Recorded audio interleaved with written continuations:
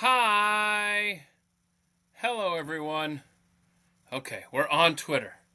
Check. Are we on YouTube? And, oh, maybe. We'll know in a minute here. This is kind of like, okay, so if you're watching on Twitter, thank you. Then you're kind of getting the pregame show, I guess. How wild is that? So it looks like YouTube should go live in about a minute. All right. Hero West may have saved the day here. So, and y'all keep Wes and his lovely bride, Victoria, in your prayers, please. She is having health issues. As you know, she's battling ovarian cancer and did not have a good night into today. And they are currently dealing with her issues at the emergency room. So please keep Victoria in your prayers, and don't forget any help that you can offer monetarily at givesendgo.com/victoriastrong. They are so grateful for any help that you can offer. givesendgo.com/victoriastrong. Okay, so like I said, I don't know what's going to happen on YouTube today. Apologies as always. So we've done something to piss off Google or something, is what I'm kind of concluding here, because I'm looking at YouTube and don't see us live there. So my apologies as always. I'm just going to write that into the standard opening now. My apologies as always if you would like to watch this show on YouTube. Wes does post the show after the fact, though, so it will be available. Maybe I will. What I will do is I will try to go over to the chat right now. Let me just bear with me. X.com. Hey, look, it's a short web domain now, so that's helpful. So it takes less time to type this out in the chat. All right, very good. Boom. Okay, so tomorrow, don't forget, we've got the Friday live stream with my buddies Jonathan Haggerty and Adam Johnson. Jonathan Haggerty, he actually was in the NFL for a brief little bit, and he's got some fun stories to tell. And Adam Johnson is the lectern guy. Okay, so he was a J6er. And he had to deal with the aftermath of that for picking up and moving the speaker's lectern all of 10 feet. Boy, those guys have lived lives. All right. Instagram, Gabby hard at work over there at the Mike Show. It is at the Mike. Boy, I should probably, take a moment to make sure that is the address, because I feel like, at the Mike Show. Thank you, Gabby. She makes so much stuff over there. I'm so grateful for all the hard work that she does. At the Mike Show on Instagram. Follow over there, please. Let's see. Where else can I send you? Oh, if you want the audio-only version, it's available at... You get your pen and paper. I'll wait. At themic.transistor.fm. Scroll down and you get a dozen options. Spotify is one of them, iTunes, and please like, subscribe, leave a review, only if it's a positive review, though. You rate it, whatever the kids do with the podcast. Okay, enough of this babbling. I'm so excited for this show today, because the topic that we're going to be discussing on the deep dive is underrated founding fathers. And there are, sure, we get taught a handful of them. And you get maybe a paragraph or two, if you're lucky, in your scholastic history books. And then, of course, half of what you learn about, more than half in some cases, are just, those guys suck, right? Man, white privilege and slave owners and all that good stuff. There are so many founding fathers that you never even hear their names, and it's quite a disservice, because there were so many people.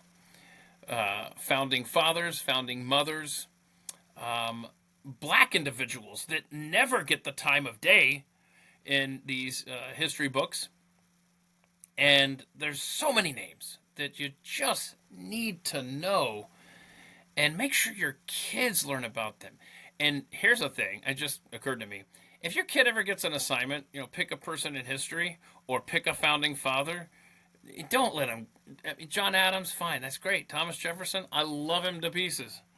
But send him in there with someone like a Benjamin Rush. Huh? Ha ha.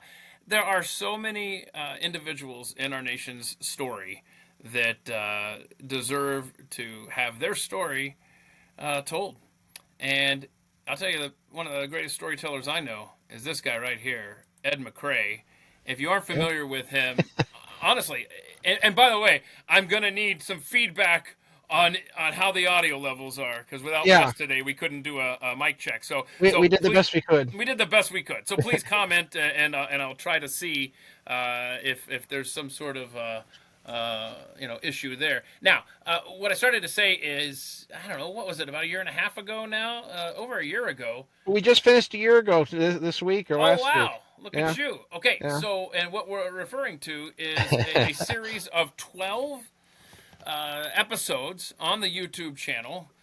And I should pin these to the top of my Twitter profile now that I think about it. But we did a dozen conversations, you and I, Mr. Ed McCrae, and all about the real history of Walt Disney, his story, the company's story, not the woke rewrite that you get, but the actual facts about the man and his legacy. And I would encourage you to go, it's its own playlist over at youtube.com/@themic. Now, so it's got its own playlist, 12 episodes, but then out of that, the really exciting thing is that Ed picked up the ball and ran with it to his own Rumble channel. Yeah, we're rediscovering Walt Disney. Rediscovering Walt Disney. That's the name of the channel, yeah? Yeah. And how often are you putting stuff out over there? What's the latest that you've been working on? Well, I've been doing original ones right now. I've been taking Walt's written words and putting out a simulation in an artificial intelligence voice. I still do a lot of testing with it, and it's made a lot of people mad because the first things I did were he wrote 3 essays on his Christian faith, and they're all done up there now. I've got all 3 done, and the one was a couple years before he died, and it was pretty much the whole arc of his whole career was all about his faith, and I illustrated it with clips from almost all of his films. And so you can see him, these are all his authentic words, and when I put them up on Twitter, I have a thread, and I put the printed material there so you can see what it looks like. And the last one I did was his guidepost article, and that was the first one he wrote, and it's got the image of Donald and Mickey taking their families to church, and that's why I think that one's been erased. Oh, my goodness! If the left finds out about, wait, you're. Oh, they already have. I got doxxed and everything for that one. They keep me putting words in Walt's mouth, and I said you can read it right here, and they pulled up our videos, and we're picking on things. And cyber stalkers. Woke people. You have, man. Well, one of them had an ID that was something like MAGA hunter, so that tells you everything you need to know, right? Yeah. But I've got that going with that. I've been putting up all the vintage stuff that was throwaway stuff, like the broadcasts of the parades and everything. But I've been put all the stuff back in them. Like I've got all the Independence Day parades there now from the '80s. And there's one of them there where Regis and Kathy Lee, they sing a song praising America, and the Country Bears come out, and Mickey and all the characters they do the preamble and you would never see that now. No. I don't have everything there, but when I'm all done, you'll be able to see Disneyland, the whole history of it, from when Walt was proposing it on television, every special they did, all the way to the end of the 20th century. Okay. And that's there because Abigail Disney is always putting these clips out there out of context saying it's racist. Oh, like they had the American Indian Village, and I'm trying not to talk a lot about the Disney thing, but no, we need to know. We got to get over there. I've been posting this stuff on Twitter because I'm making my own videos, but I've gone through the company magazine, and they would highlight all of the American Indian chiefs of this village, and they'd do like a profile on them. And a lot of people never went through the magazines, but a lot of them are on Internet Archive, and I've got one thing. I'll be posting this in the artificial Walt voice. he did a whole interview where he talked about morality in films, and he didn't like sex and swearing in the films, and that's going to be up on there soon. And I've been going through all this stuff, and what I'm doing though for my with videos, instead of doing a podcast, I'm doing videos about Walt's faith, and we're going to follow the whole thing, the faith battle over the Disney company. And I'm going through all of the old stuff I'm trying to acquire a lot of the print media and the records and things from a lot of this stuff's going to be 70 and 80 years old. Yeah. And I have a give, send, go up if you want to contribute for this, because this stuff is going to be lost soon. Yeah, that's true. And Give, send, go / what? well, we're at Rediscovering Walt Disney. It's pinned on the top of my Twitter page. Okay. Yeah, and there's his handle right there, @real_Ed_ Yeah. McRae. And by the way, you taught me, or you informed me of something that I had never heard of, called America's Stonehenge. Don't get into it right now, because that is going to be next week's deep dive. Thank you, Ed McRae. You found an expert? I did. So we're going to talk about that. So that's next week at this time. Anything else you want to tell us about that Rumble channel of yours, Rediscovering Walt Disney? I'm working on these faith videos. It's going to go. I've got one that's going to be on the child stars. You've seen some of the clips I post on Twitter, like the Miley Cyrus stuff, where she used to be the Christian girl, and then you saw what happened to her. And it goes from Walt's time all the way to the modern time. And these are all just going to be different episodes, and it's through the lens of the faith thing. And all right. Very good. We'll check it out. Rediscovering Walt Disney over at the Rumble. And if you can, contribute to the Give, Send, Go, because I'm trying to get all this material so I can get these shows done. These are going to be definitive shows, because nobody else is thinking to look for this stuff, and I know how to put it together because I know the history. That's right. Okay. All right. So I want to show people something here, and I should have had this ready. Yeah, there it is. Okay, cool. Talk to me. What is this? Because I know that you are an artist. I've been working on this for several years. I put it on hold to get this Walt Disney thing going, because so many people wanted the Walt Disney thing. So this is what my comic book series I've been working on for a while, and so this is how I know all the stuff we're going to be talking about. And Folked Up America was I coined that at the time. Now other people are doing it. What? Well, folked. I got it. I just this is like that they're taking your stuff, Ed. It's kind of making I'm me used to it. That's what I get. But it's got American folklore, history, satire. I don't just know about the historical stuff of America. All these folklore characters, I know all about them. What the story's about is the American Legion of Leftists. They shut down America's folk heroes because they've already shut down our history. So now they got to shut down our heroes to inspire us. And there's an impeachment trial. And the devil represents the prosecutor. He's prosecuting America. And the history we're going to talk about today, some of it, I researched for this. That's the stuff that happens in the trial. That's the testimony, the history. And the Uncle Sam is the defense attorney. And there's a subplot through this whole thing where he's not on the cover, but Stormalong, he was the whaler in the folklore. He can't be a whaler now, so he's hunting for the deep state kraken, and he's into a lot of conspiracy theories and everything. And by the time we get to the end of the story of the series, we find out he was right all along. Okay, all right. Well, so there you go. Okay, man. All right, so let's see here. Where do we want to begin with our trip with the underrated founders? Well, you want to start when we were kids growing up, we learned history through the stories, the biographies, the people that were there. And back when we were kids, Thanksgiving was still a religious holiday, and we still did Washington and Lincoln's birthday. Memorial Day and Independence Day and Labor Day, they were all patriotic holidays. They're not so much anymore. And when I was a kid, we did little activities in school. When I was in second grade, we did some of the founders we're going to talk about. They were in our textbook, and one of the stories they had for Ben Franklin, I'll never forget, was when he was a boy. All the other kids had these little slide whistles, and he was so excited about this slide whistle. He went to the shop to get one. He threw down all of his money onto the desk, and the shop owner was a crooked guy, and he took all the money. And then Ben Franklin found out he paid like 5 or 6 times what the whistle actually cost. and that's like a lesson to be good with your money. But it was through Ben Franklin. That's how we learned history, was all through these stories, and that story has always stuck with me about how to be frugal and everything.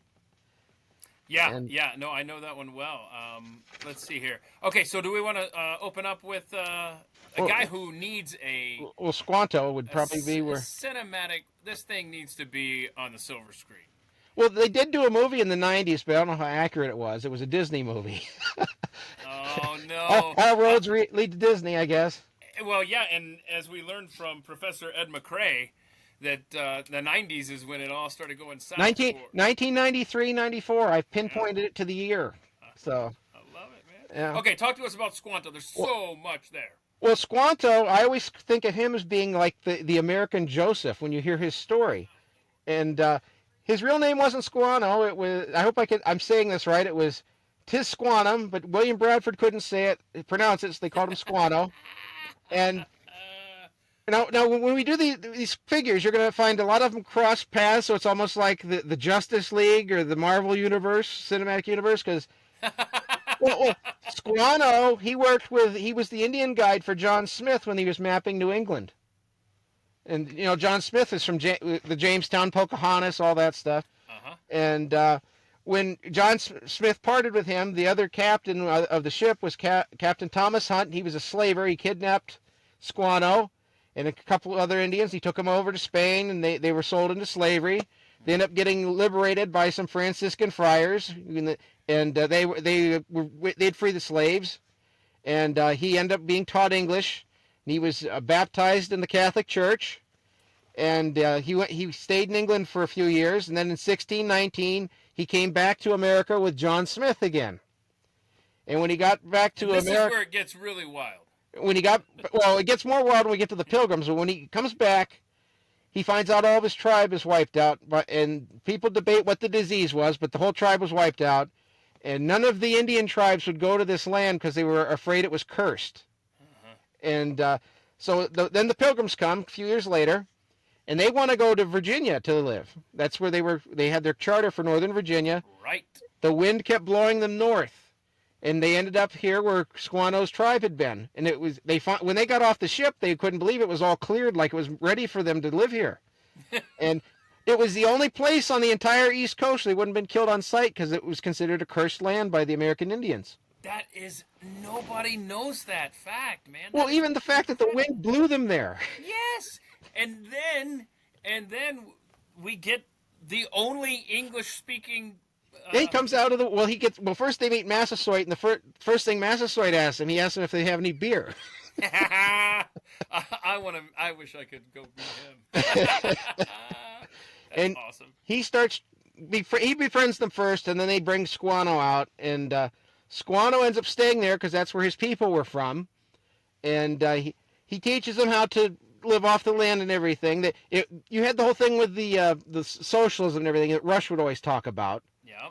But they knew how to do stuff, but they didn't know the way the American Indians did it, what kinds of crops grew there and everything. And he knew English, man. Yeah, and that's the thing. And he knew English. And he just happened to be there. It's incredible. The one spot, like you said, where they wouldn't be shot on sight, the wind blew them to that spot.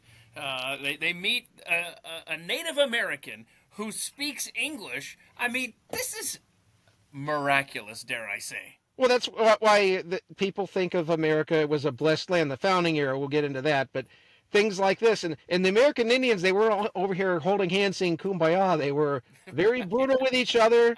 They were very violent. I've got stories in my research, not for today, but they were cannibals. Cannibalism and stuff, and they would disembowel each other, their enemies and everything. There was a Stone Age people. They weren't what Lovely. we get told today. And I'm with you. I forgot to mention I had ancestors that came on the Mayflower, and you fall right through the founding era. John Alden and Priscilla Mullins, and then through them it's John Adams and John Quincy Adams and everything. So how cool, man! Yeah, so you're getting somebody that's a blood relative. All this, my family history is American history. That's really cool. Yeah, I'm jealous because Carrie's got she had ancestors come over on the second Mayflower. We might be related. They probably intermarried. So she's got also a captain in the Continental Army, and we have his papers signed by John Hancock himself. And let's see, she's also related to a pastor at the time who was against the Salem witch trials, who was writing stuff about Well, those that were prosecuting it. She's related to Pony Express. I mean, it's like my kids have a cool history, well, but mine's like it's that too. all on their mom's side. Well, I was going to John Alden and Priscilla Mullen's son survived the Salem witch trials, so. Okay. All right, so Squanto, we got to get so, so, so, a modern version of that story. so what Like a ended up modern happening with him was movie. you don't hear the end of his story. He was double dealing with the Indians. He was telling them that only the white people would listen to him, and the Indians end up turning on him. And some believe that Massasoit poisoned him, but they don't, that's speculation now. Yeah, I But take it back. I don't want to hang out with him now. yeah, well, Squanto was trying to get. He would tell them that the white men would only listen to him, and he ended up repenting that. And the last thing he happened before he died was he asked them to pray over him so he could go to heaven with the Englishman's God. So that's what happened to Squanto. Okay, all right. But I just think that story's so amazing that he was, he everything just kind of worked out miraculously, like Yeah, we who's said. this guy? This is Haim Solomon, and he's a Jewish founder. And he's the prime financier of the Continental Congress. And we never hear about there being any Jewish founders, but there Yeah. were a couple of them. And he was born in Poland, and he studied finance in Europe, and he was fluent in several languages. And then he came over to America, and he served as a spy under George Washington. He got arrested, and then he was sentenced to death, but he got out because he was an interpreter for the British for a little while. Hold on time. For the record, for those that aren't aware, the British and the Americans both speak English. So what? Who was he? Oh, Was he the who was he Hessians, translating? the Hessians, Aha. yeah. He was, Awesome. but see that in that case, he knew how to speak German because he was learning finance all through Europe. Wow. They didn't have Google Translate in the 1770s. Oh, when we get to the painters, that'll be a Google thing too. Okay. No, he got arrested a second time, and the second time he escaped, and then he got hooked up with Robert Morris, who we'll talk about later. He was the superintendent of finance for the United States, and they both ended up donating almost all of their fortune towards funding Congress and the Army and everything. And Haim was the one who brokered money from other sources. He was a fundraiser. And he, after the war, he was the one that got the pensions secured for the soldiers. There's a theme through all this that Congress never paid their bills through the American Revolution. It's incredible. It is actually just as much a story of our founding as anything. That right up to today, our government still doesn't pay its bills. Incredible. He also he funded the army for Yorktown, and that was the final battle of the war. Right. And he funded a synagogue, and he died penniless, and he owed a lot of debt, and they went unpaid. And they owed him money. The Congress did. And they never paid the family or anything. And people would ask him why he wanted. The Jewish community would ask why he was helping the Gentiles founding their nation, and he would say that this is my nation. I'm a Jew, but this is my own nation. I do not despair that we shall one day obtain the same privileges as everyone else and our fellow citizens. And the reason why there's the Star of David on the national seal is supposed to be in his honor. Oh, wow. And when they did the original American flag, it was supposed to be a Star of David, and Betsy Ross changed it because it was easier to get the shape of the star in the flag. Okay. But Wow. he's been one that's erased by history. Now they did a movie about him in 1939, and that led to building statues in his honor. And it was A-list actors that was in this. Haim Solomon, ladies and gentlemen. Okay, there's Squanto. There's I love Benjamin this. Rush. You know him. Dr. Benjamin Rush. I mean, he's the guy who I always talk about. The leader of the American Enlightenment. That's what his title would be. Okay, yeah, I his claim to fame for me is he made sure that Thomas Jefferson and John Adams were writing letters to each other Hmm. near the end of their life, which are an invaluable treasure if And you ever and get he had a a chance. dream that told him to do that. Oh wow! Now that I didn't know. Oh yeah, he Uh, said he see Adams and Washington, Adams and Jefferson. They were in a fight over that sure. election because that's where the whole thing with 1700. Sally Hemings and everything all come from. It was all I know. and I know. So yeah, and so he's also I mean, my favorite invention in American history. And sure, you could look at the 1900s and all that good stuff. No. We're going back to Lewis and Clark and my favorite story of the Thunderclappers, with little pills with mercury in them, yeah, so they that must you not got have been healthy. constipated when you were trekking west, doing some discovering. And you needed you were backed up. You would take a Dr. Rush Thunderclapper, and Yeah, then you would relieve yourself, and you would finally get loosened up. and the best part of that is that's how we know what the path that they went on was because all the mercury is still there where Yeah, their latrines were. yeah. In recent years, they've had to move that trail. That Lewis and Clark Trail has been moved in some cases up to a mile because they had it marked over here, but then they found the traces of mercury in the poo pile or what have you, Yeah. and the dirt, and they're like, oh my gosh, they were actually over here, and so they've had to move the markers. It's fascinating. Well, I wonder if how that mercury affected their lifespans and all that, and if they got any other Fair illnesses from point. that, you know. Yeah. But where now uh, let's see, he was once one of the most known founding fathers, and he got erased because he was so devoutly religious. And his father died when he was a boy, and the mother raised him. And when he was 14, he got into Princeton, and he got a bachelor's degree. I think he was only there for 2 years. Then he went over to. This is another one of those stories where everything lines up. He went over to Scotland to learn more about medicine, and that's where he met John Witherspoon, who's one of our founders. Mm. And John Witherspoon was the president of the college, and they ended up wanting him to be over in a college in America. And his wife got all upset because she thought America was a barbaric country, and they said she was bedridden for weeks, all worrying about coming over here. And Dr. Rush had to calm her down and everything, and they ended up coming over here, and he ended up marrying their daughter, Benjamin Rush, and he was one of the founders of the Sons of Liberty that was in the Philadelphia area, Right. and he was in a bookstore and he met Thomas Paine, and that's where they became friends, and it was Rush's idea to do Common Sense, and a lot of, that's been erased from history, and Paine wanted to call the book or the pamphlet Plain Truth, and it was Dr. Rush's idea to call it Common Sense. So I mean that's a major Oh. thing there.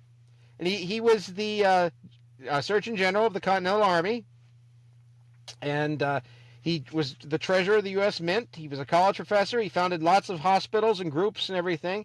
He wouldn't be in a political party. He said he was a Christocrat. So there's your first. I'm What were they calling us? A couple. the religious right. No, yeah, but they were calling us something a few years ago. They did a whole documentary about it. Oh. I can't remember now. It was Christian something nationalism, Christian National, nationalism. yeah, okay. There you go. I'm He was, telling you, if schools still assign kids to do reports on famous Americans or founding fathers or what have you, Dr. Benjamin Rush has never gotten his due. well, he used to, but he got erased. Yeah, yeah. He I'm a lot of sorry. his medical discoveries and everything. He was the first person that figured out that there was a connection to your health with tooth decay. Because Oh, yeah, the men in the oh, army and everything with their teeth, and um, he was honored worldwide with his medical breakthroughs. In Europe, they all knew who he was, and he wrote several medical books, and they were still used. He did things that we don't, like bloodletting. He was a big supporter of that, but you got to remember they were coming out of the Dark Ages when this generation came through. So this is I mean, Franklin, when he was in England, he had medical school in his basement. I remember seeing a documentary on that in the History Channel before everything was Ancient Aliens. But they found all these bodies in the basement where Franklin was, and they'd go dig up these bodies so the medical students could train on them. oh God. He was an abolitionist, and then when they had the yellow fever outbreak, he figured out that black people weren't as susceptible to the yellow fever. He was the first person that figured out that some races had different genetics than others for diseases. Oh. I don't think we're allowed to say that now, but No, like, RFK. They tried to get him derailed, suggesting something. I forgot what it was. well, like Very diabetes is supposed to be more susceptible in the black community for black males. I mean, it just is. I mean, there's some diseases white people get more than other races. Yeah. All right. It just has to do with their genetics. And this ties in with the with Benjamin Rush. This is they helped him during the yellow fever outbreak. Oh, this is Richard and Sarah Allen. Yeah, now Sarah was his second wife, but they founded a church in Philadelphia with Absalom Jones, and Allen was the first bishop of the church, and he wanted to treat slaves and freed blacks equally, and that was controversial among the free blacks because they thought that the slaves weren't educated, and he founded a lot of schools to educate black people, and he was against segregating the races. He wanted everyone to be together. And he wanted the white people to be in with the black people. He didn't, this is all, we were all supposed to be Americans now. And we can't say that now, but. And are you still talking about Dr. Rush? No, I'm talking about Richard Allen there. Oh, okay. I was making sure here. Well, Benjamin Rush, he, back when he was practicing medicine, people thought that everyone was supposed to be white and there was something wrong with black people that made their skin black. And he debunked that. Oh no! But okay. well, they thought it was a medical condition, and I look. People are going to look back at this time. They're going to look at the COVID era. They're going to say, "What in the hell were you guys thinking?" No, they're going to look back at what we do with the trans thing. They're going to look at that. Right? Oh gosh, you're so true. Yeah. But you got to remember when this was going on. Different places like in Europe, you didn't see minorities that much because you didn't see animals from Africa like the circus unless it was a circus. That's the only way you saw wild animals. There was no television, no pictures, no photographs. You lived in your own little bubble in your little community, and that was it. Yeah. And so this was you got to put your mindset what it was like back then, and a lot of people today won't do that. Very, very different world. Different. You were very isolated. Yeah. Outside of your little town. Okay. Now, he was. Oh, I was just going. I'm sorry. Well, it's okay. I just was going to tell you he was born a slave, and he taught himself to read and write. And his wife was considered the founding mother of the AME Church, and he was a circuit preacher. He founded several free black societies. They ran a home on the Underground Railroad, and they ended up merging all the black churches in Philadelphia as the African Methodist Episcopal Church. Yeah. And they were, that's. I just tried to get a little bit on each person we got here, so we get a variety. He's still around today. That's interesting. Yeah. And that's Noah Webster, and you don't think of him as a founder, but he was. He's a dictionary guy. Yeah, that's what everybody thinks, but that was at the end of his life. And he is the founding father of the American educational system, and he's also known as America's schoolmaster. And his thing was he wanted America to have its own culture, different from England. And so this is kind of like what we get today, where you have the nationalism today. It's getting frowned upon. He was the first person to do that. And his whole background was his father was a minister. He was raised Christian. All of his teachers were clergy. Yeah. He said that a liberal arts education should disqualify any man from business. Wait, I'm sorry, what? This is a quote from him. A liberal arts education disqualifies a man from business. That is hilarious. Well, that's the other thing. We didn't do my quote with Rush. I did type that out. Unless we put medical freedom in the Constitution, the time will come when medicine will organize into an undercover dictatorship.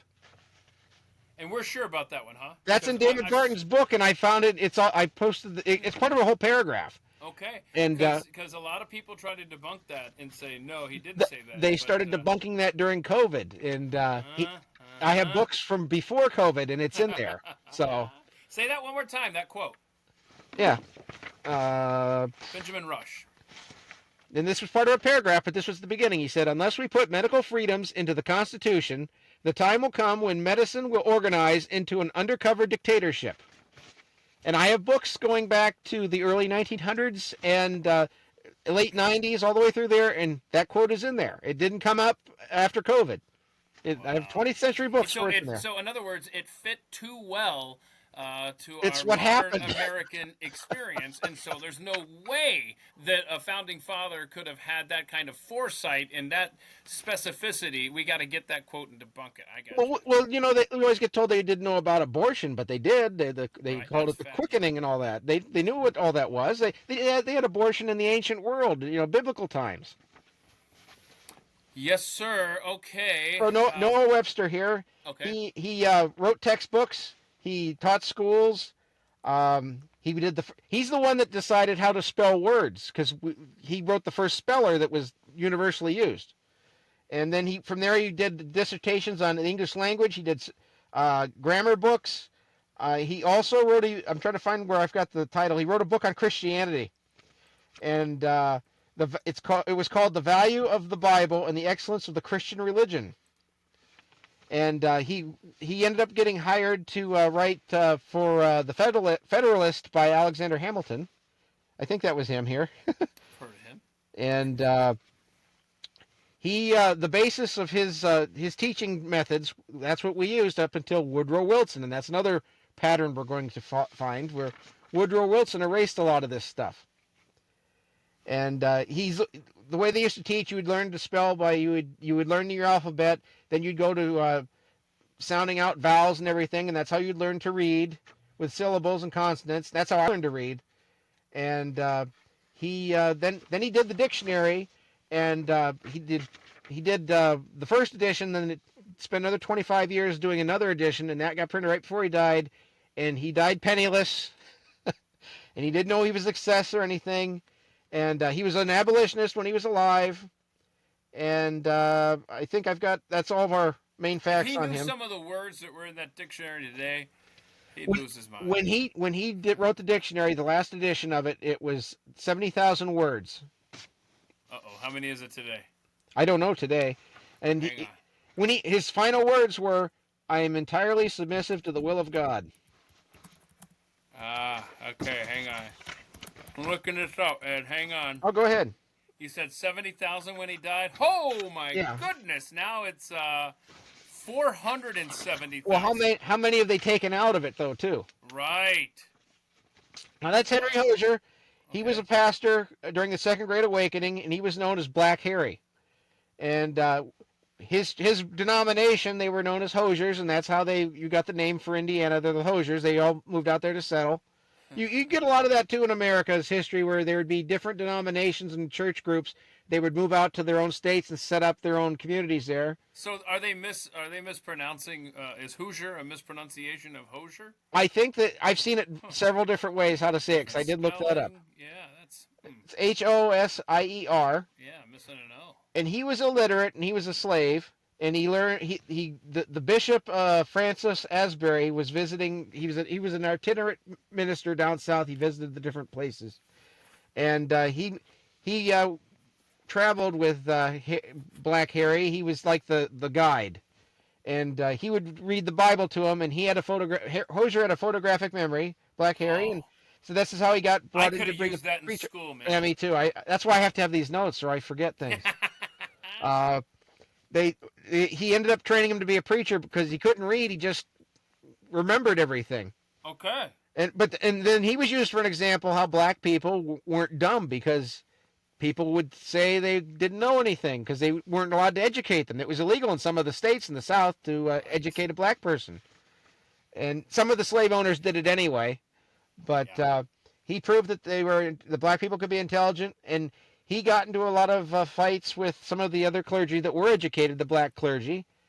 And you don't think about that, where there would be a lot of infights between the different groups of the freed blacks and the educated ones that were always free, the ones that were former slave. And it's just a whole different world back then, and it all just gets lost today. Yeah, but, I like this guy. James Armistead, he was another person born a slave. And his master was William Amistad, and that's what I was saying. He taught him how to read and write. His master taught him to read and write, and that was illegal in their state.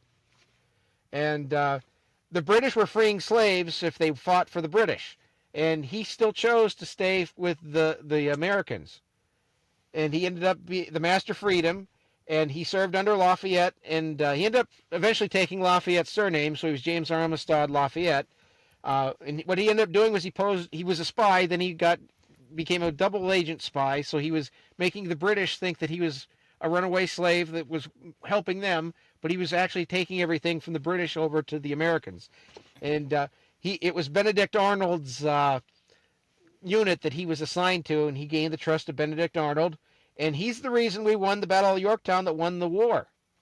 And you get told just rich white men founded America. Well, this is a black man, and he's the reason that America got founded in the first place. And he would give the British bad intelligence. And I love this guy so much. well, he looks like that one actor. I posted it on Twitter today. That if they did a movie about him, that's who the actor would be. Now, what ended up happening was after the war, their state wouldn't accept he was a freed black person, and so the former slave owner, he had to fight for him to get recognized by the state. And they had to get Lafayette and everybody involved. That's dreadful, man. Oh, I know. But then this is the twist ending. After he was freed, he became a slave owner. And you don't think about that, where there were black people that owned slaves. It was a status symbol. It's a whole different thing than what people think it was. Plot twist. That's why you probably don't hear about him, because he owned slaves after the war. And he ended up doing, he bought his own land, he had his slaves there, and then when Lafayette came to America for the 50th anniversary of the founding, they got back together as friends and everything.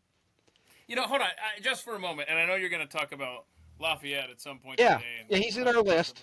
Yeah, so I have always, you have to envision, well, so many moments in history.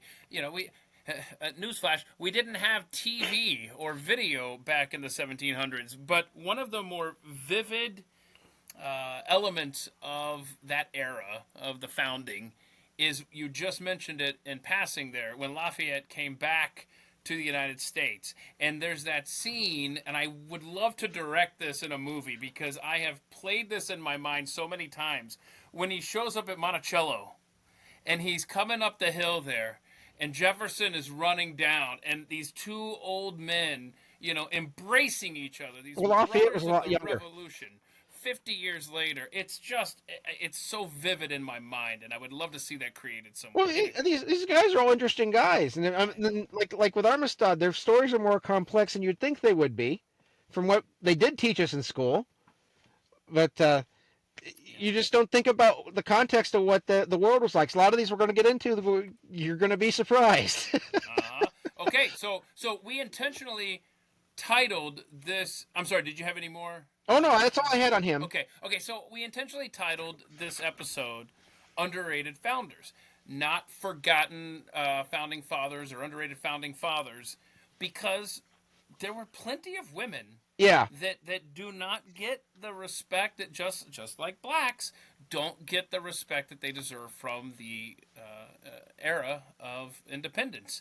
And so tell us about Deborah Sampson. Now, Deborah Sampson, she was the one that she dressed up as a man to be in the army. But hold on a second. How'd she pull that off? Yeah. Sorry, I digress. Well, when Paul Revere met her, he thought she was going to be a 6-foot-tall, manly-looking woman, and she was a little tiny woman. Oh, really? Yeah, that I've got to see. You can't go by what's on the internet about these people. I have my hard copy books because I'll get to that there. Now, she was a descendant of William Bradford, Miles Standish. She grew up in poverty. The father had been in the family, and she had no formal education. And she worked as an indentured servant from age 10 to 18. And at age 21, she disguised herself as a man, enlisted in the Continental Army, and she went by 2 different names as a man. She went by Timothy Thayer, and the one you see the most is Robert Shurdiff. And she got wounded twice near Tarrytown, New York. And Tarrytown, New York, that is where the Legend of Sleepy Hollow took place. Oh, wow, yeah, okay. And that even ties in there, too, because the Headless Horseman was a Hessian soldier.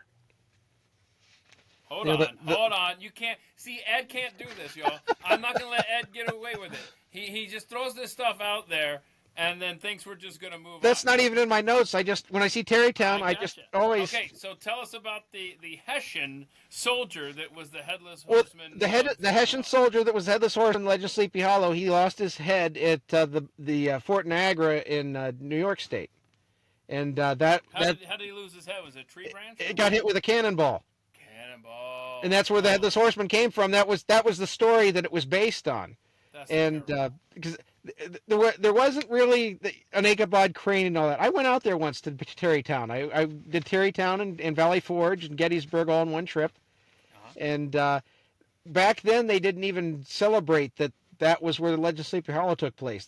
Washington Irving's house is near there, and they were more excited some Rockefeller lived there at one time than the Legend of Sleepy Hollow. And I was there right before Halloween. That Hmm. was what was crazy. But So now they why did do. she dress like a man? Did she Well, just want to, or women weren't allowed to be in the military back then, right, and right? she was there for 17 months. She went on several missions, and she ended up getting a fever, and that's when the doctor worked on her. That's when they figured out she was a woman, Oh no. and she got honorably discharged. But after that, she got kicked out of her church for wearing men's clothes, and Oh several of the no. churches wouldn't let her be a member in the church. They wouldn't even let her go in the church. Did she say? Put it into context, y'all. I just saved your country. They didn't care, I guess. Golly. She Okay. she married Benjamin Garnett. They had 3 kids, and Okay. the family got into financial struggle and hardship and everything, and they petitioned the government for her back pay, and Paul Revere got behind her to do that, and they gave her the back pay, and Congress declared that they couldn't find any other similar example of female heroism, fidelity, and courage in all of the war, and she ended up doing lecture tours across the country. And after she died, her husband got a widower's pension. You don't hear that part of the story either. Wow. That's And awesome. ever since the 90s, they claim she's gay, and Grok was telling me she Okay. was gay. Right. Because the radical left in this country wants so desperately to have people that they can point to as examples for their cause. And it's so convenient on the surface to say, oh, yeah, there's somebody back in the 1700s that was a crossdresser. Okay, well, let's look at the context. She had to in order to fight and be allowed in the Continental Army Yeah. to free this country from Great Britain's rule. But they leave that part out of it. No, no, no. She's just the first Well, they'll cross-dresser. say that because this is what I don't get. When they always try to say all these people were gay, they got married and had kids. If they're gay, how did they? I mean, I'm not gay, so there's no way I'm going to be in a gay relationship. How does a gay person get in a straight relationship to the point where they have all these kids? I don't know, bro. And then when you ask that, people get all offended. But I mean, seriously. Yeah. Who's this guy here? Now that is, I hope I say his last name right. It's Filippo Mazze. Okay, Filippo Mazze. Where's he Now from? he was born in Italy, Uh-huh. and he was a doctor, an Italian philosopher, an author, a diplomat. He practiced medicine in the Middle East. He became a merchant in England, and that's where he met Benjamin Franklin and Thomas Jefferson when they were in London, when they Never heard originally of him. petitioned the king. And they discussed political ideas, and they got to be friends over that. And he ended up coming to America. And he was the first prominent Italian to come to America. I mean, to settle here, you don't want to count Columbus or anything. And he was very close friends with Jefferson. Jefferson gave him a plot of land, and he set up experiments what kind of plants from Italy would grow in America, and silkworms and things like that. Hmm. And he was the one that coined "all men are created equal" that got put in the Declaration of Independence. It came from one of his letters. And he's actually called a forgotten founder because of that. I've got a book That that's is awesome. So the phrase "all men are created equal" came from some Italian guy named Filippo Mazze. yeah. What his statement was: all men are created equal, and by their nature of equality and independence, such equality is necessary in order to create a free government. All men must be equal to each other in the natural law. That was the phrase in his letter, but Jefferson put that in the Declaration because of him. Can I just say, I'm not into art, but there's one painting that does it for me, and it's this Ferris painting. That's the guy's name, right? Ferris, and it's the writing of the Declaration of Independence, And since you brought that up, I thought, this is good a place as any for that. I just this is so great. I love. There we go. There we go. Yeah. There we go. See that right there? Oh, yeah, It, yeah, that's my it's all favorite one of the two. yeah, because it's got all the wadded up paper crumpled up on the Yeah. floor, and Jefferson, and so you got Franklin and Adams are looking it over, and Jefferson's all nervous that they're going to make changes and stuff, and they did, all the scrap paper stuff. I just love that stuff. But I never knew that some Italian guy. Well, that's why he's a forgotten founder. This is one of the things I found him while I was putting together Folked Up America, and he's got a little spot in there because of that. I don't know why Jefferson didn't just use like a personal computer or a typewriter or something. Would have made it easier for him. You know that they'll be using Grok. Why didn't we just use Grok? All right. So speaking of paintings, bring him back up, and I'll mention something about that painting. Okay. Because we're going to talk about the painters of the war coming up, but the reason that they just painted the face and they didn't do anything else, there were no cameras back then. And what the painters would do for these famous people, they would just paint the face so they'd had the likeness, and then they would just make copies of that face on paintings so people would have paintings of these people. But this was the master copy with his face on it. Wow. That's how these would get made. And what else? A little more what he did was he ended up going back to Europe, and he promoted freedoms all over across Europe. And he wrote the first political history of the American Revolution in 1788. It was in France when they were having their revolution over there. And he became the French counselor to Poland. He was very active in the French Revolution. He ended up retiring to Italy. And when Jefferson and Washington had their falling out, it was over a letter that Washington was Washington criticized or I gotta get this. I'm listening. I know I think I've got the wrong name here. I think it was Washington and Benjamin Rush. They had a letter that was sent over criticizing him, and Noah Webster put it in English, and it got printed, and that's what they had the falling out over. But something was something like Rush that. Rush did criticize George and he Washington. regretted it. He came to regret that, but I didn't realize this dude's role in that. He was involved with it, but it was because it got translated. Oh wow! Oh my bad. Well, I hope I got that right. I'm not as good at this as David Barton is, where I can just pull it off of my head. But wow. That's cool. That's cool. Who do we got next here? What's next on our list here? Oh, hold on. Before you tell this story, Jack Jewett, and I'm gonna let you tell it, but I do want to say that if you have ever read, there's a guy by the name of Glenn Beck, and he wrote a book called Miracles and Massacres, and chapter 1 is about Jack Jewett, that guy right there, and that was included because I submitted that to Glenn as someone that he needed to include because this is a forgotten founder. I got that book when my grandpa died, so, okay, so there's another tie. So that story in there that I provided, and when I say I provided it, I gave them a bunch of notes, and then they wrote the chapter. I'm sorry, Glenn Beck wrote the chapter. Anyway, I got myself $50 for my contribution to Miracles and what was the other part of that? Massacres. Massacres. Yeah. Then the sequel was Dreamers and Deceivers. Yeah. So, I wish they would have kept doing those. Yeah. So I tell us about Jack Jewett and this awesome story. He was a farmer and a politician. The entire family was active in the Revolution. And what he's famous for is this ride he did because the Jefferson and the Virginia legislature, they were at Jefferson's home fleeing from the British. Yeah. And Cornwallis had sent his men to go capture them.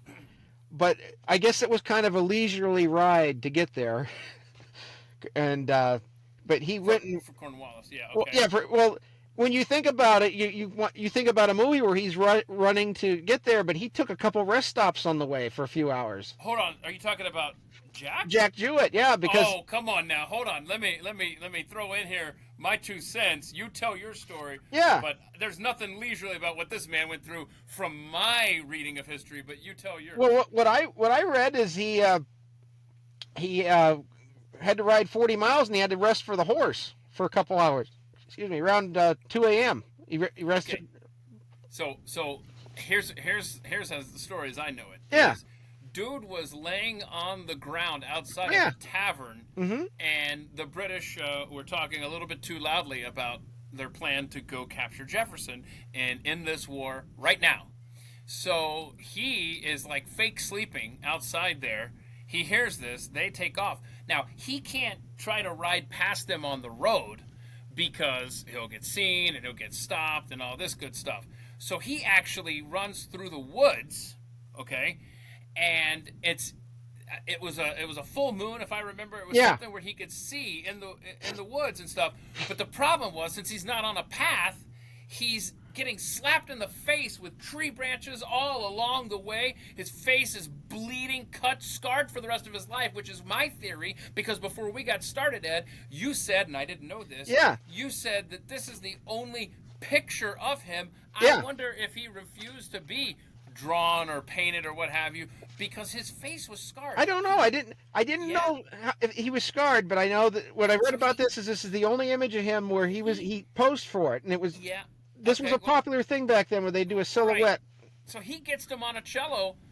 Tell people how much time was left to spare for Jefferson. They had what ended up happening was Jefferson wouldn't leave right away. He had breakfast and everything, and then they were starting to take. He had the slaves taking out all of his books, and they finally saw the British were over the horizon, so Jefferson left.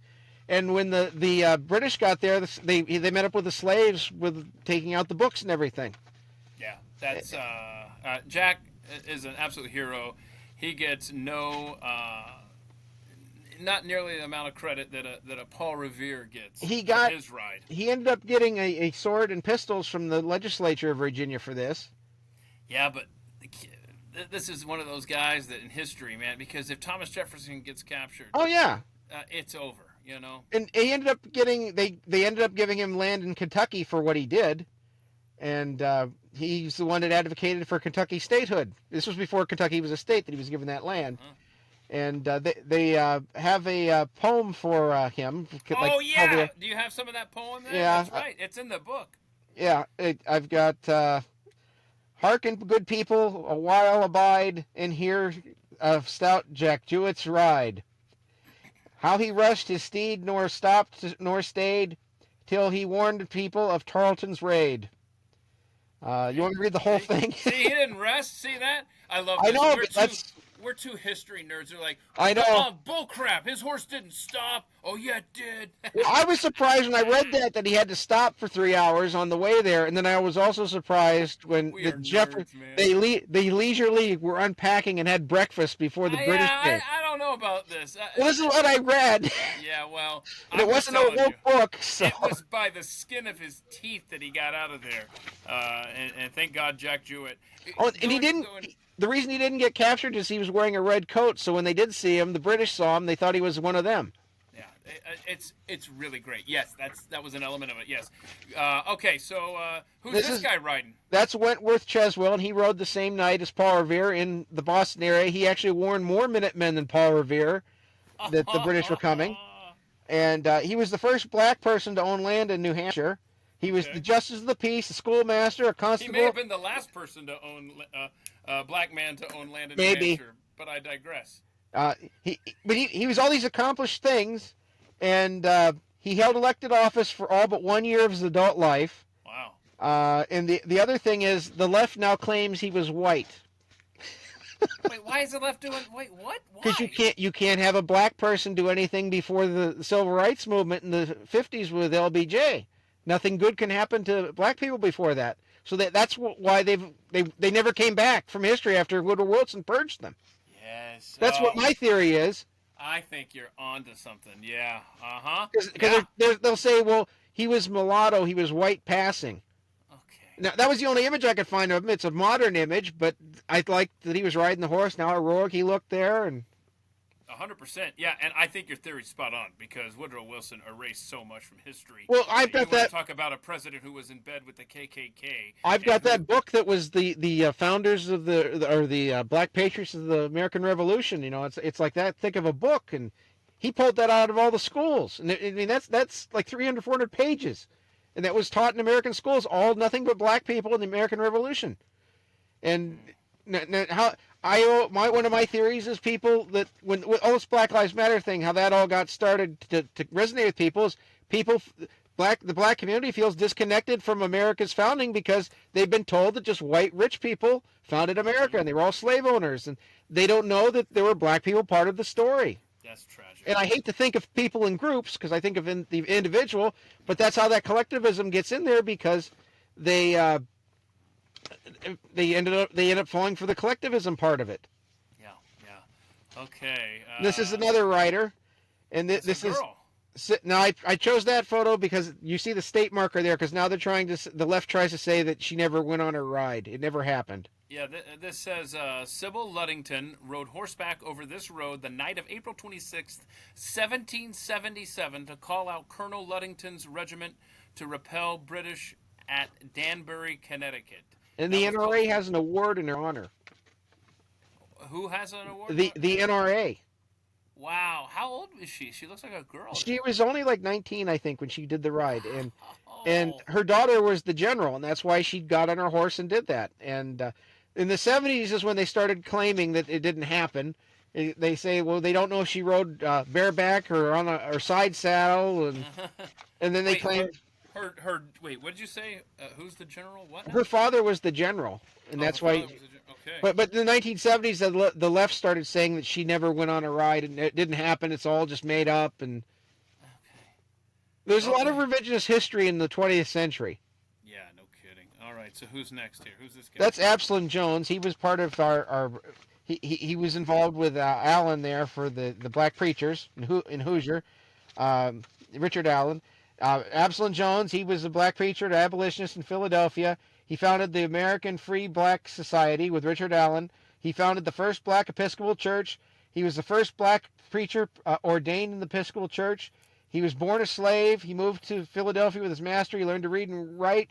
He ended up marrying a black woman, and she was a slave, and he worked to pay for her freedom. When he got freed by his master, the master was influenced by him in the abolitionist movement, and he's the one that he was ordained by Bishop Allen, and he opposed the Fugitive Slave Act of 1793. That's where they ended up in the 1800s when it got to the Dred Scott thing. That's where they would capture the slaves and haul them back, or they'd just capture black people and say they were runaway slaves. And he worked with Benjamin Rush on that yellow fever thing, and there were 20 more. With the yellow fever thing, the black people helping with that outnumbered the whites 20-1 because all the white people were afraid to be there, and the black people didn't get the yellow fever as easily as the white people. Benjamin Rush got it. Yeah. Okay. Now that's Ethan Allen. Yeah, that's a Green Mountain Boy, right? Yeah. Yeah. Okay. He was a farmer, businessman. Now he started out as a biblical scholar, but he became a deist, and he had Puritan parents. His family is who founded Vermont, and there's a movie that came out in 1939. It was Drums Along the Mohawk that was about how there was the war in the States in that area, and he's not in it, but it gives you an idea of what it was like back then because people don't think about how the states would fight over their territories and how the British would bring the Indians in and they'd burn down the settlements and everything, and that's all in this movie. It was a John Ford movie. So I have very scant information in my brain right now. But didn't Vermont become its own republic for 5 minutes or something? Yeah, Is that and what then that's about? yeah, and then well, I don't know if that's what the movie was about. It's been a while since I saw. See, they used to show these movies when I was in school. They would still show them, but now they don't. They just they say they're racist or whatever. Yeah. All right. Ethan Allen, a big part of the Revolutionary War. His sister was the first woman to become a nun in New England, and he was the founder of the Great Mountain Boys, like you said there. And they would there were wars between the states. New York would claim Vermont was part of New York, and so he would go out with his little militia there, and they would have all these skirmishes. I've got a whole book that was the war between something like why the states have their shapes, and it was all about how the states got their shapes. Yeah. I highly recommend that as a series or as a book. Either are awesome, and they tell you these little stories as to why. Do I have a map anywhere around here? Shame on me. This is probably the only place in the house where I don't have a map within reach. Well, New York put a bounty on his head over all this. Yeah, but what I'm saying is, I highly recommend that book, Ed, because all these, if you look at like states and like maybe it'll be a straight line and then this little hook and then in and then back and then whatever. Those little things are all explained in this book. It's so fascinating. Mm-hmm. And he was with Benedict Arnold, and they went to they did Ticonderoga, and then they ended up trying to invade Canada. And it's Benedict Arnold's fault that Canada is not the 51st state. That's a fact, bro. And he ended up getting captured, and then he was put on parole in New York, and then he made the British think that he was going to switch sides. And some people debate if he was going to switch sides. He was whoever they say that whoever was going to make Vermont its own thing. And he ended up being in a prisoner exchange in 1778. And there was when they were trying to get him to decide if Vermont was going to be part of America or Canada, that was called the Haldimand Affair, and that was if it was going to be part of Quebec or not. And he was that was going on when Benedict Arnold was caught being a traitor. And so that's why that's all kind of lost to history. There's things in history that are kind of lost, like some people debate on things about Lincoln. And it's hard to tell which version is correct because there's credible historians with either opinion. Uh-huh. And we're going to be doing a deep dive one of these days soon. It's on my list. It's on my list of deep dives, Thursday deep dives coming up soon. We're going to talk about the now the thing with what happened with Alan there is he wrote a book called The Only Oracle of Man. It was an atheist book. It failed, and he got into a big feud with the church because he became he was the deist, outspoken deist. And when he died, the reverend at the funeral said, "Now imagine saying this at somebody's funeral." Oh no! Alan was an ignorant and profane deist who died with a mind repellent with horror and despair. Yeah, it was disappointing to read that when you hear Ethan Allen, you think, well, this is a name you all hear about, and his story was kind of a downer. When did he start selling furniture, though? I don't. That all got connected. I know, but people, that's like when they talk about Samuel Adams with the beer. Right. That was because he was a respected founder name, and they made furniture in Vermont, and that's how that got connected to him. Yeah, okay. Now, what's the story on this guy? Now, he was the Jewish founder of Wall Street. He was Jewish, and he founded Wall Street, the New York Stock Exchange, and that's really all there is about him. Is his name was Moses Sayix. I hope I'm saying his name right, the surname. He was a merchant, civic leader. He corresponded to George Washington, and when you research him, all you can find are some of the letters he wrote with Washington, and there isn't very much biographical information. But what I thought was interesting about him is he was a Jewish founder, and he founded the New York Stock Exchange. Right. And that's still here today. That is, it sucks that there are so many people in history that we know are consequential, but we just don't have a lot of information on them. Yeah, and that's what I ran into a lot. Even with the Culper Spy Ring, we don't know a lot of biographical information on that's a lot of them. That's because they were doing their job properly. Well, we didn't know about them till the 20th century. We'll get to that later. Right, that's a fact. Yes. Okay. Who's now, this guy? Oh, that's Robert Morris, and he worked with our earlier founder there that I can't remember his first name now. Solomon there, his last name. Oh, Haim Solomon. Yeah, Haim Solomon. I'm terrible with names. No, he worked with him, and how his story is he immigrated to America at age 13. He was an merchant investor. He opposed the king's taxes, and at first he wanted to reconcile with the king, like a lot of the people in America did it before the Declaration of Independence.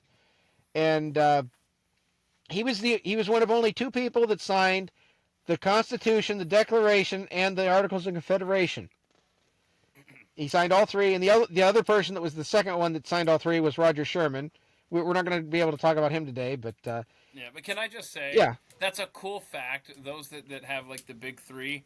But then there's guys like George Mason, who isn't the same trivia answer because he refused to sign the Constitution yeah, until it had a Bill of Rights added to it. And yeah. so I love George Mason. In fact, Well, I didn't get to that's. him today, but we'll have to do another one sometime, maybe. Oh, I But should have compelled you. I should have said, well, when I got to toughest. Oh, 35 pages, yeah, I know. That's fair. That's fair. Okay, so Robert Morris, good man. Robert Moore. Well, the rest with him is he was superintendent of finance for America. During the war, he tried to export goods and weapons. They tried to prosecute him for profiting from the war, and he was found innocent of that, not guilty. He helped fund Washington at Yorktown. He attempted to start a national bank and a mint. It got turned down. There was a lot of there's a lot of history with America founding a bank. If you we don't I know, yeah, man. It lasted forever. yeah, it went on for a long time, but that went right from the beginning. And he was one of the considered one of the leaders of the Nuremberg conspiracy, the Newburgh conspiracy, where Alexander Hamilton and Gouverneur Morris, they wanted the army to go and overthrow Congress, and Washington stopped them. You know the story. Vaguely, yeah. And that happened a couple times because the army was mad that Congress wasn't paying them. So we Yeah. have that. Yes. Yeah. Yep. Yep. Yep. I Uh, tell you, I the mean, there's a theme throughout our country's history, and it has to yeah. do with Congress not following through on things. And then the other one was the Pennsylvania Mutiny, and there was 400 soldiers. They protested they weren't getting paid. Uh, he wanted to. He was the We one that. have, we have literally abused our veterans since before Yeah. they were a country. I mean, they weren't even paying them while they were fighting sometimes. Right. Right. Oh my gosh, it's so true. And he was the one that caused Congress to move out of Philadelphia for the capital. Um, and when he ended up resigning, he got replaced. It took 3 people to replace him as the board of the Treasury. And Wow. when Washington was president and they stayed in Philadelphia, Washington lived in his house. He gave up his house for Washington to live in. He turned down being Secretary of Treasury to Washington, and that went to Hamilton. And Boy, that's neat. he was very pro tariffs, and he ended up failing in business, and he went to debtor's prison for 3 years. And he's the reason they started a bankruptcy law in America. The Bankruptcy Act of 1800 got passed to get him out of jail. Wow. So he did go to jail originally for not paying his debts. Yeah, but Congress again, wasn't just paying him.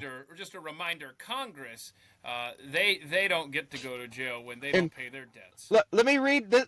This is how it's worded in books from the 1800s. This is what it says about him going bankrupt. And that you just listen to the wording of this. Oh no. He became greatly embarrassed at his peculiarity of affairs, and it preyed seriously upon his mind.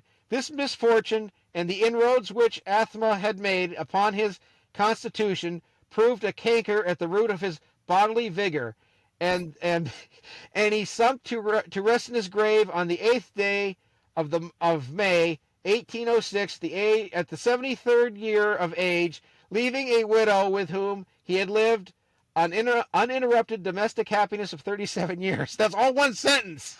Wow. Somebody needs to learn punctuation. Well, that was before Noah Webster, so.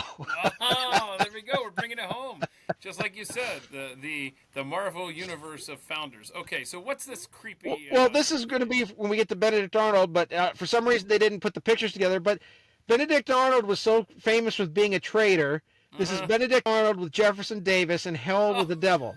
They put him in a dress. Yeah. You know, when you go to see his house, they explain why he was dressed like a woman. At least the spin in Biloxi at Jefferson Davis. Not to get too far off the path here, but it was oh gosh, it was raining or something when they showed up to get him out of there or something, and I guess somebody grabbed his wife's coat. And so that's the only thing he had or something. I don't know. And so then it started this rumor circulating that he was wearing her coat or whatever. I don't know. Whatever. Well, Anyway, they'd addressed Lincoln in a dress to smuggle him into Washington when he got elected. So I'm telling you, man. So wait, hold on a second. I think we just found a common theme. We talked about how the radicals try to claim, like that's what they tried to do with Lincoln now, is say he was gay. Yeah, and that whole thing with him is I they. bet it starts there. Well, no, it's because I in know. boarding houses they would share a bed, and that went on up until the 1900s. Because my grandma told me that back in the Great Depression, you would share a bed in a boarding house with the stranger. And she even made the joke in the 90s. Everybody would say they were gay, and how That's awesome. Okay, what's next? Okay, well, there's that was that. the cover. Yeah, and by the way, because the devil was on that, Oh, the devil goes all through everything, just like that's why he's in my book, because I see. he's considered a founding father. They even name Oh, places after the devil. This is Matt Anthony Wayne. wait, hold on. No, no, no. We're not going to just gloss over that. Hold on. The devil is considered a founding father. Oh yeah. That's why they name places after the devil. Well What? yeah. Well, What? this is this is why I used him as the villain in my book, because Uh huh. the devil is part of American folklore. And Right. it's Right. like if you go one of my favorite monologues ever of a devil in a folklore story. And the devil in Daniel Webster, he talks about how when the first wrong was done to the first Indian, he was there. He was on the first slaver to the Congo, and then Oh. I was inspired by that, and I took a little more out of that. He was also there in the Congo selling the slaves over. He was there when Oh. the first wrong was done to the first Indian by the first Indian. There's places all over the country named after him. He's in the Devil and Daniel Webster. He says he's spoken of in every church just as much as any of the other founders. It's just interesting because you Interesting. don't. Yeah. But and the reason that that even comes up is Daniel Webster objects to the prosecution being a foreign-born prince, Right. and the devil says Sorry. he's not a foreigner. You got the Rolling Stones in my head now. Sympathy for the Oh, devil. I'm sorry. Well, that's Okay. not So what I what? was doing, but I don't have What do sympathy for the devil. But it's just I know. I who know. I else know. would you have as the villain in a folklore story of American Yeah, it's good folklore? stuff, man. Matt Anthony Wayne. This guy's a badass. Well, now, I don't write down all of the battles everybody was in, Okay. but what was the most interesting about him? I mean, he was a spy and everything, and he worked with spies. And one of the battles, a tree fell on his tent and knocked him out, and he survived. And no one's really sure why he was called Man Anthony Wayne. There's different versions of that story, but one of the most interesting thing about him was he's the man with two graves. Yeah, what's that all about? Well, he might have been murdered because when they were out in this was after the revolution, he got sent out to Michigan to the Indians were uprising, and he was sent out there to get it straightened out.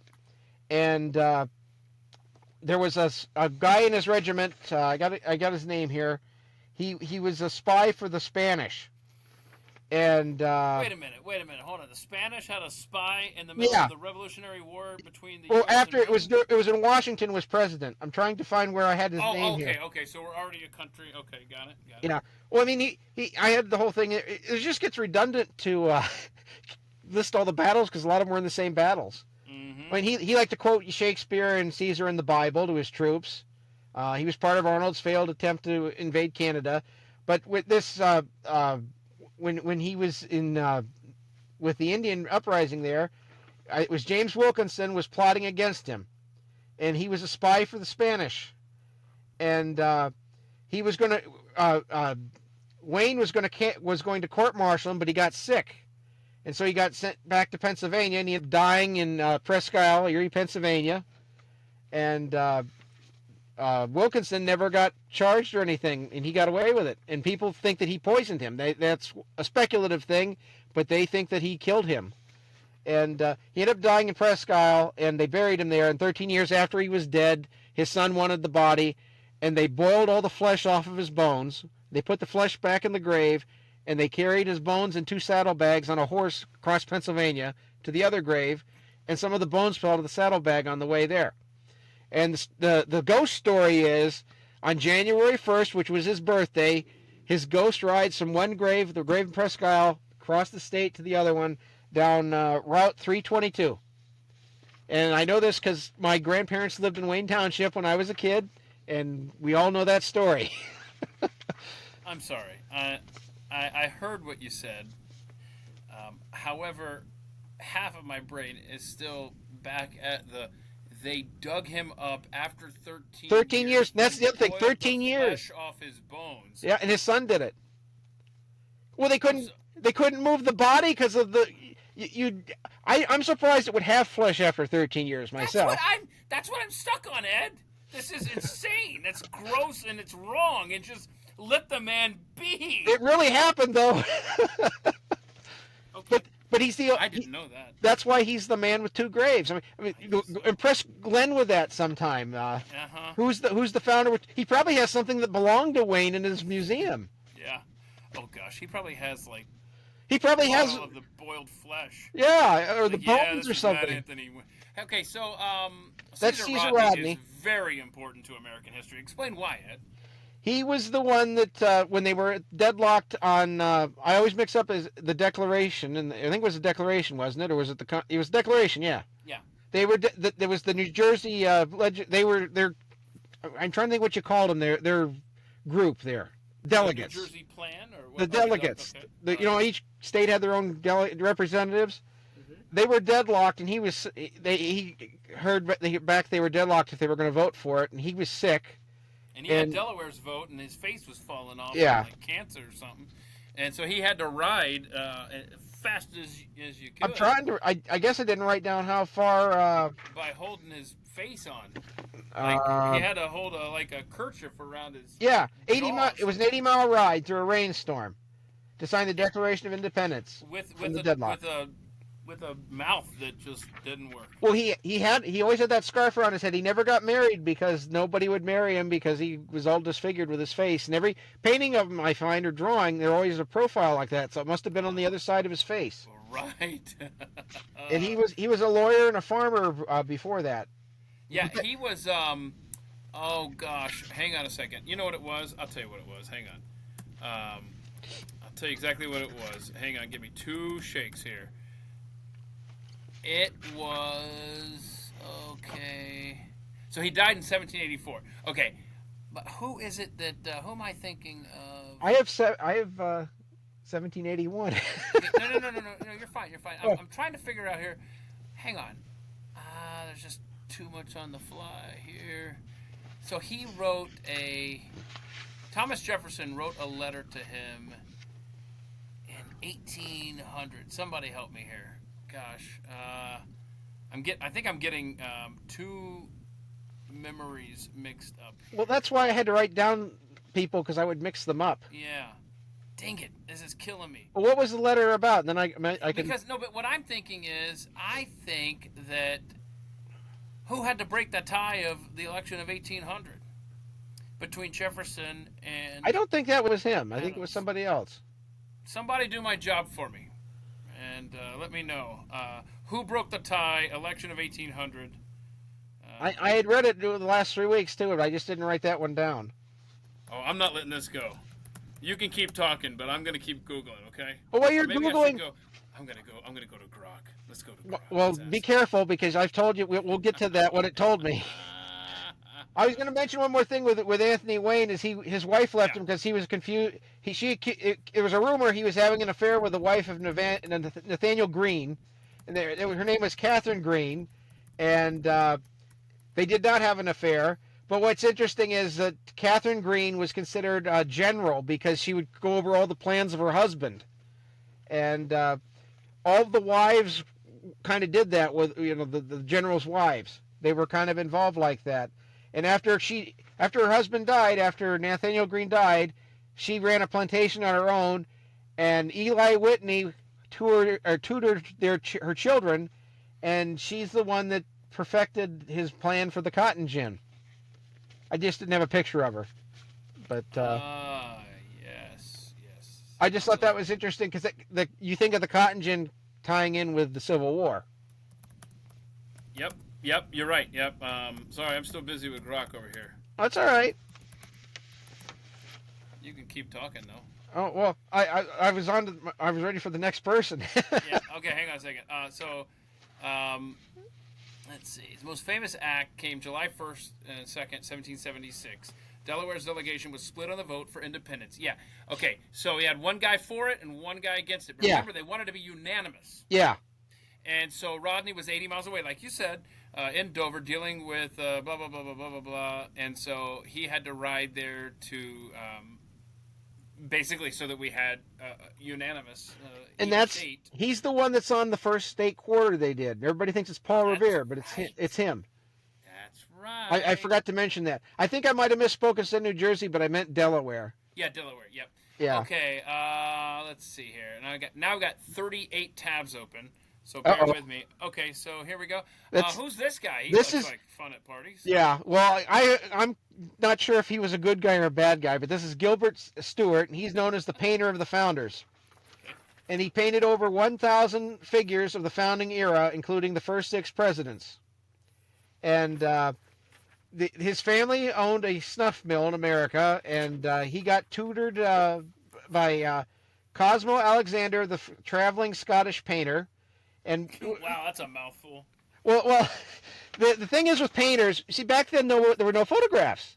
And so what painters would do all winter long is they would paint bodies in their studios, and they would travel around the country, and they would ask if you wanted your picture painted for a fee, and they'd paint your face on the body of in the picture.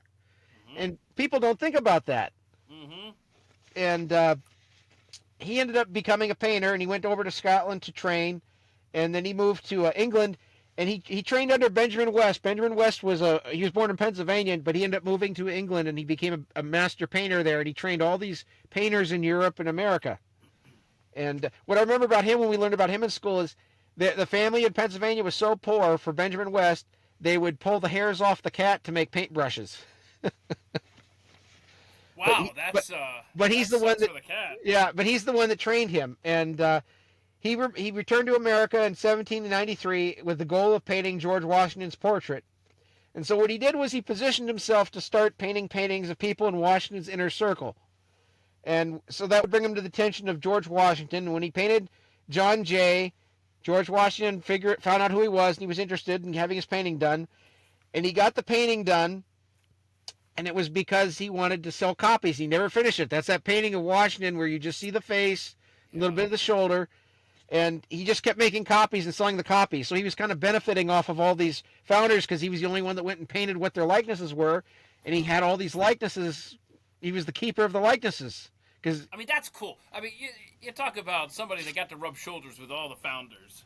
It's the painters. Yeah, and that's what I mean about him. You don't know if he's a good guy or a bad guy. It was like he was using all these founders to make money, but if it wasn't for him, we wouldn't know what they looked like. That's right.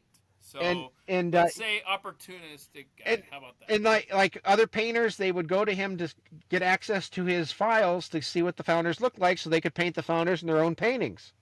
Wow. And even then, he died in poverty. They all did. Yeah. It's unbelievable. This guy, for lack of a better way to describe it, held all of the color negatives of the founding fathers. And you would think that would be lucrative. He would die rich and whatever. No. Well, what ended up happening is the family just threw him in a hole and buried him, and then 10 years later they had money to give him a proper burial, and they forgot where they buried him. I don't know how you do that, but I guess they didn't go visit the graves like we do today. Honestly, I would rather be forgotten than have my bones dug up and my boiled flesh boiled. Ugh, who's this guy? Oh, Patrick Henry. Patrick Henry. What up, bro? He was a self-taught lawyer. He's known as one of the greatest orators of his day, and he became an orator because he was inspired by the preachers of the time. But he was the first one that was a lawyer that did that. Oh, interesting. He grew up in the Great Awakening in a devoutly Christian home. He was an abolitionist. He was given 6 slaves as a wedding gift, and that's when you couldn't free them because Virginia law, you couldn't free slaves unless you died, and then they changed the loophole, you know. Mm-hmm. He ran a tavern that was owned by his father-in-law, and while he was running the tavern, he trained himself to be a lawyer, to take the bar, and he met Jefferson there when Jefferson was going to college. He stayed in the bar, and Jefferson always called him a tavern keeper as an insult, because that's what he was when he met him. But he mentored Jefferson a little bit. He was a few years older than Jefferson. Yeah. And the case that got him famous was called the Parsons Cause case, and that's where the clergy were supposed to be paid in 16,000 pounds of tobacco, and the tobacco crop failed the one year, and so the British were arguing if they were going to have to honor that because they would be getting paid 3 times as much if you figured out the market value. And that's the case that made him famous, and he's the one that won the case. And then there was he was with the Stamp Act 1765, fought that French and Indian War. It doubled the England's debt, the French and Indian War. That's why they were raising all the taxes over here, because they wanted the Americans to pay the taxes. And that's what all this led to with the Parsons cause, why they were paying them in tobacco instead of money. Oh. And Okay. So he gave that. He gave the speech, the "Give Me Liberty or Give Me Death." That's March of 1775 at St. John's Church. Yeah. In Richmond, Virginia. I got the whole paragraph, but I wasn't going to read it. Oh, okay. Well, it's pretty powerful. It was. Well, this is the other thing. The left says that all the things that he said, that they say that he said, they claim they were all made up because nobody has a record of the time that he said them. They were all written down from memory, or his notes. Okay. So, all right. I can't with this. But revisionist history stuff. The other quote he was famous for at the time of the war was, "If this be treason, let's make the most of it." I know. So and he rode with he rode with Washington to the First Continental Congress of Philadelphia. My spell check changed Philadelphia to pedophilia. Okay. All right. Well, his that's wife Philly became, for you. Yeah, his wife became mentally ill. Oh. And sorry, we're still on. I keep trying to leave. I get excited because my boy's next. I know. We're gonna get to him. So okay, so his wife got what now? His wife became mentally ill, and when she passed away, he ended up marrying Martha Washington's niece. He worked with Madison. He supported Christians using government funds to support churches, and you don't hear that anymore. Another thing he said to have coined is the term "I smell a rat," and that was over. That was over. He refused to participate in framing the Constitution. And he didn't trust the northern states for not supporting the southern states in the American Revolution. The reason he rejected the Constitution because there wasn't a Bill of Rights. Yeah. I like this guy. And he had 18 kids. You'll find that as a recurring thing, is they have lots of kids, these founders. And another thing you'll find through a lot of these, we didn't talk about with the other ones, is a lot of them died of intestinal issues. Yeah, there's a lot floating around back then.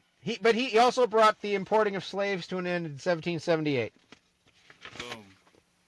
Okay, now do we get to go to... Yep, now we get to Lafayette. The Marquis de Lafayette, who, I'd just like to point out, for my birthday every year, I make myself a shirt. And one year I made myself this shirt. And that might even be the same picture from the painting. I think it is, yeah. If you can see here, it says... Marquis de Lafayette, solid proof that France wasn't always worthless. Thank you. I think he was the only Frenchman that wasn't. Well, when you read his story, he was like a teenager when all this happened with the founding. Exactly. And he's very enthusiastic. That all got tied into it. First, I got his background when he was in France, because we don't ever hear about that. His mother and grandmother, they passed away, and then when he was 14, he became a musketeer. And when he was 14, he was part of the aristocrats there. They did arranged marriages. And when he was 14, one of his neighbors wanted him to marry his 12-year-old daughter. And the mother thought the daughter was too young, so they had to wait 2 years. So when the daughter was 14, he was 16, it was okay. I mean, people think that's weird now, but back then people didn't live that long. Yeah, okay.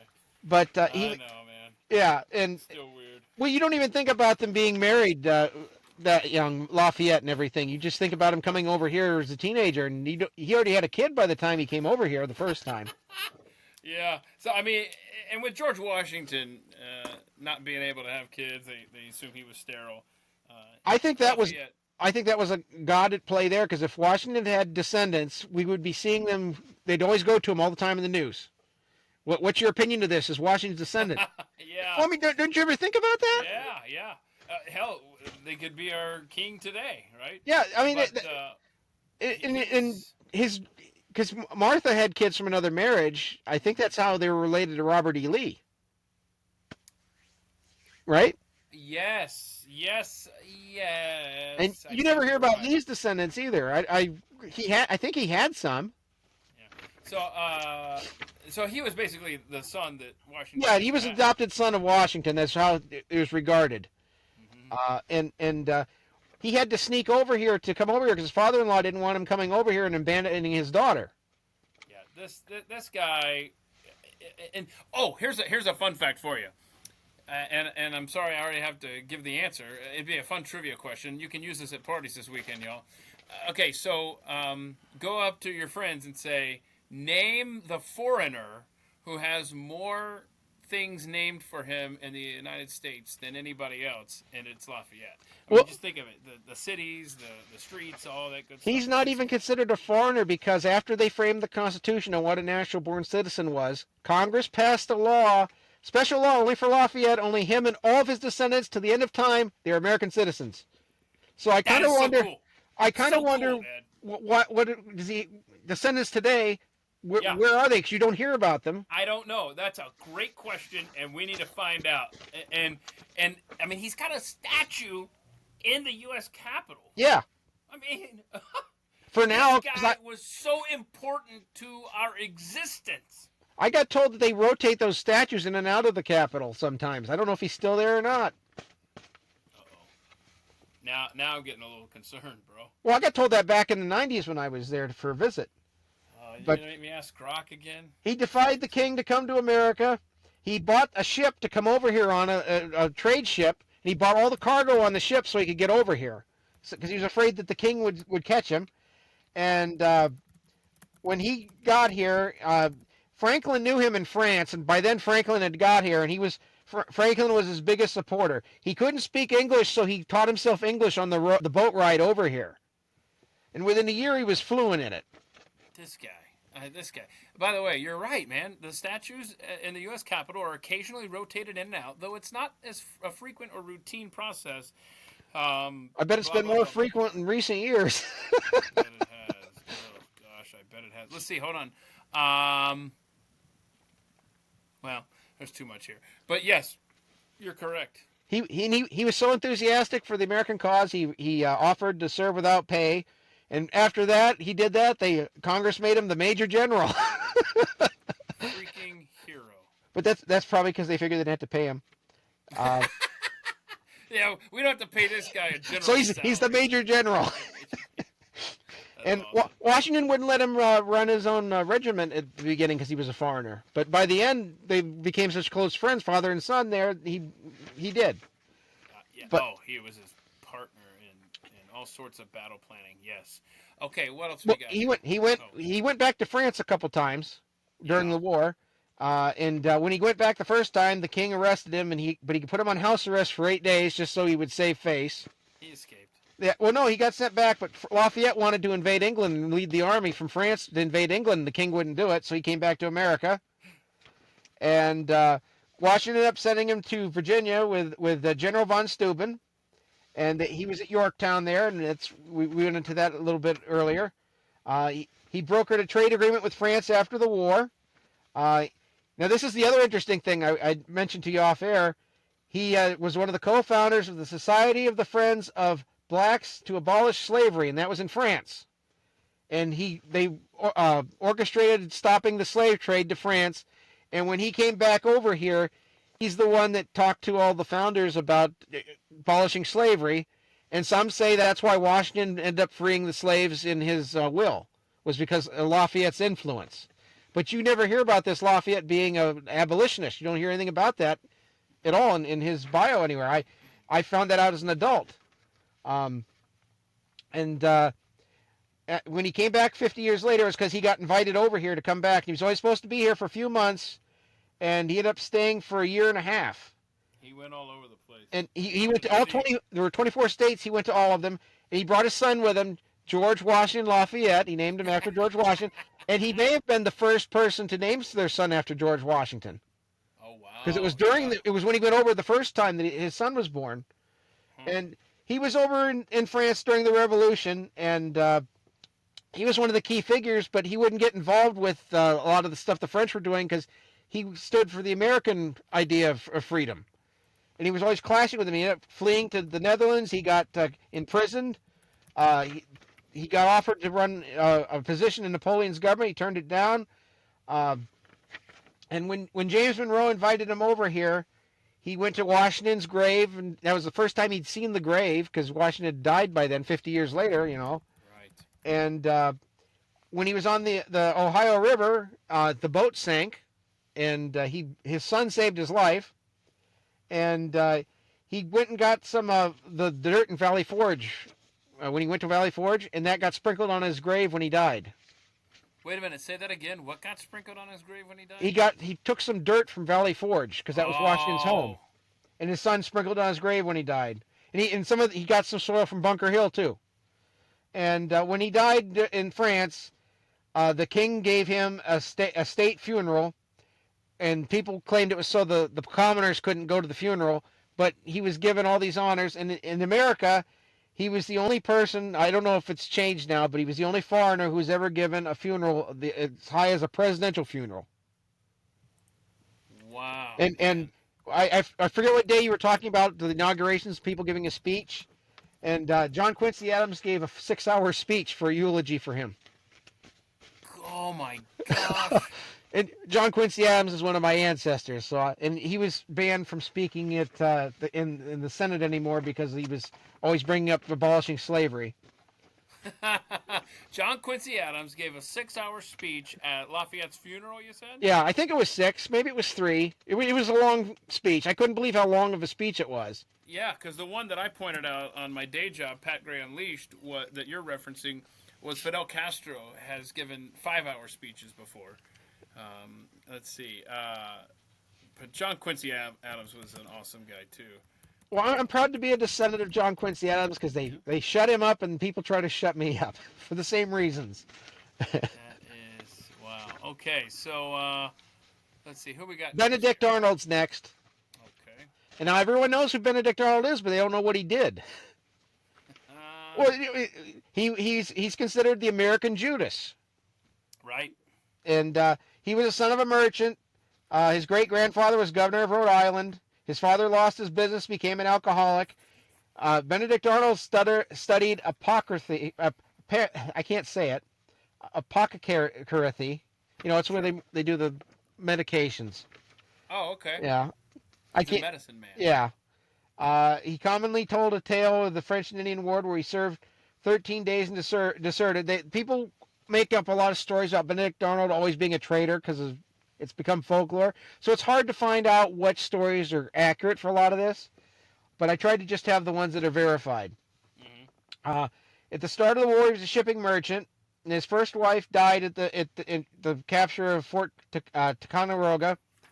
Then he led the campaign to Quebec, and that all got all screwed up. The Canadians chased them out, and so he's the reason why there's not a 51st state. We'll be back, Governor Trudeau. At Saratoga, he was wounded, and there's a monument there because Benedict Arnold, they passed a law, act of Congress, he can never have a monument with his name or anything on it.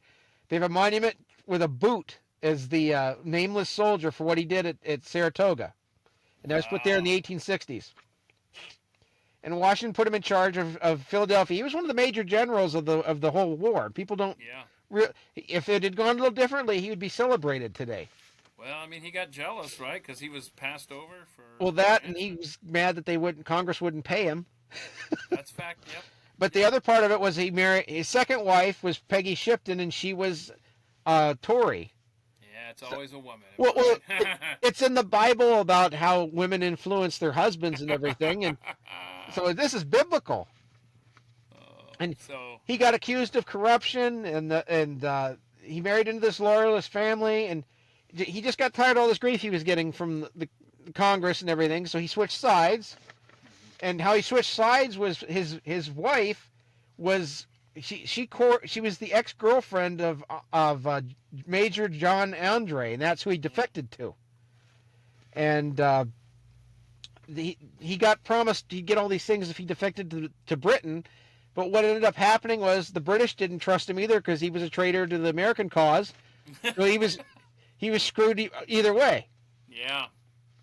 So where he got caught was Washington put him in charge of West Point, and that's when it was a fort. It wasn't a school back then.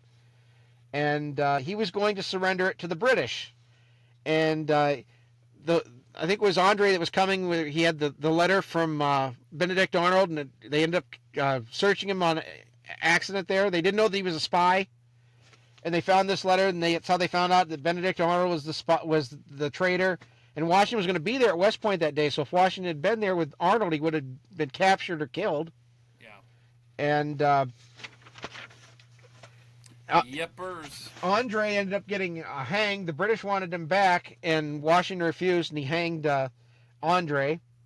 And Washington never forgave Arnold for what he did, and he was always trying to capture him to hang him, and they never did because he was always a coward. He fled over to England. Yeah. And he came back over to... Oh, go ahead. Things didn't go so well over there. No, he came over to Canada because the English wouldn't accept him, and the Canadians wouldn't accept him because he tried to invade Canada. So then he went back over to England. He died in exile.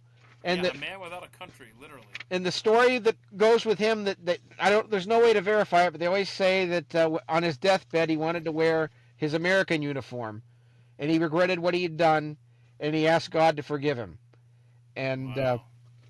Now, due to a clerical error, no one knows where he's buried.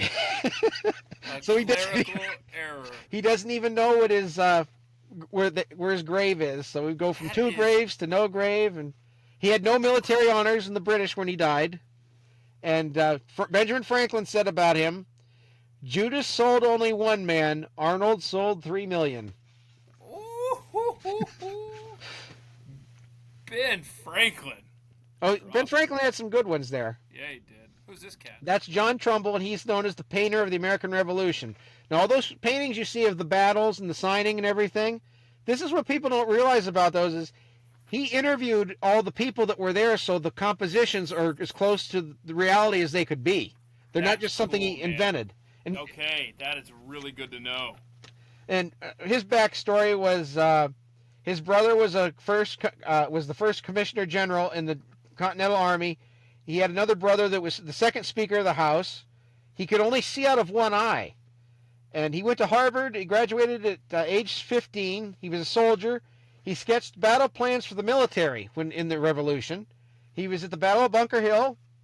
He ended up resigning the military over a dispute over pay and the date he was commissioned, because that affected his pay. So he became an artist. He went to London. He also studied under Benjamin West, like the previous.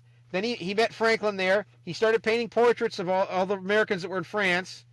And he started talking to them about where they were in the different battles and everything. He painted Washington from memory over there in England, in France, because he knew what he looked like. When John Andre was hung for treason, he got arrested over in England, and they wanted to hang him in retaliation. Oh wow! But because he was a painter, they let him go. Wait a minute. So you could play the painter card? They wanted a painting because you had to have skill to be a painter. Yeah, okay. He's still in prison for months, and when he got released, he came back over to America, and he went back a few years later to finish his training under West. Then he went to Paris again, and when he came back over here, he met with a lot of the people in person, so he knew what they looked like and where they were and everything, and when it wasn't possible to meet the person because they died, he met with the family. Okay. And to survive, he sold small portraits of each of the signers of the Declaration. Oh, that's cool. And he ended up being signed over to England as, I think it was Secretary of State under John Jay. Or John Jay was Secretary of State. But they negotiated the treaty with England. He was there for that. And he eventually became president of the American Academy of Fine Arts. But the neat thing about him is you don't think that those paintings, you think they're all imagined, but they talked to the people that were there. And he's the one that did the painting where Lafayette is with James Armistead. Where James Armistead's behind Lafayette. There's that famous painting. And Armistead's dressed all fancy for some reason. Oh, okay. I never even thought of that, Ed, of how the painters would interview people that were there to get a full picture. That's Well, amazing. you can impress all the painters at the Blaze now because you know that story. There it is. There it is. Baron Friedrich Wilhelm von Steuben. That's him, and he came from a military family, and he joined the military. This is over in Germany when he was there. He joined the military at age 16, became known as one of the most disciplined officers in the Prussian army.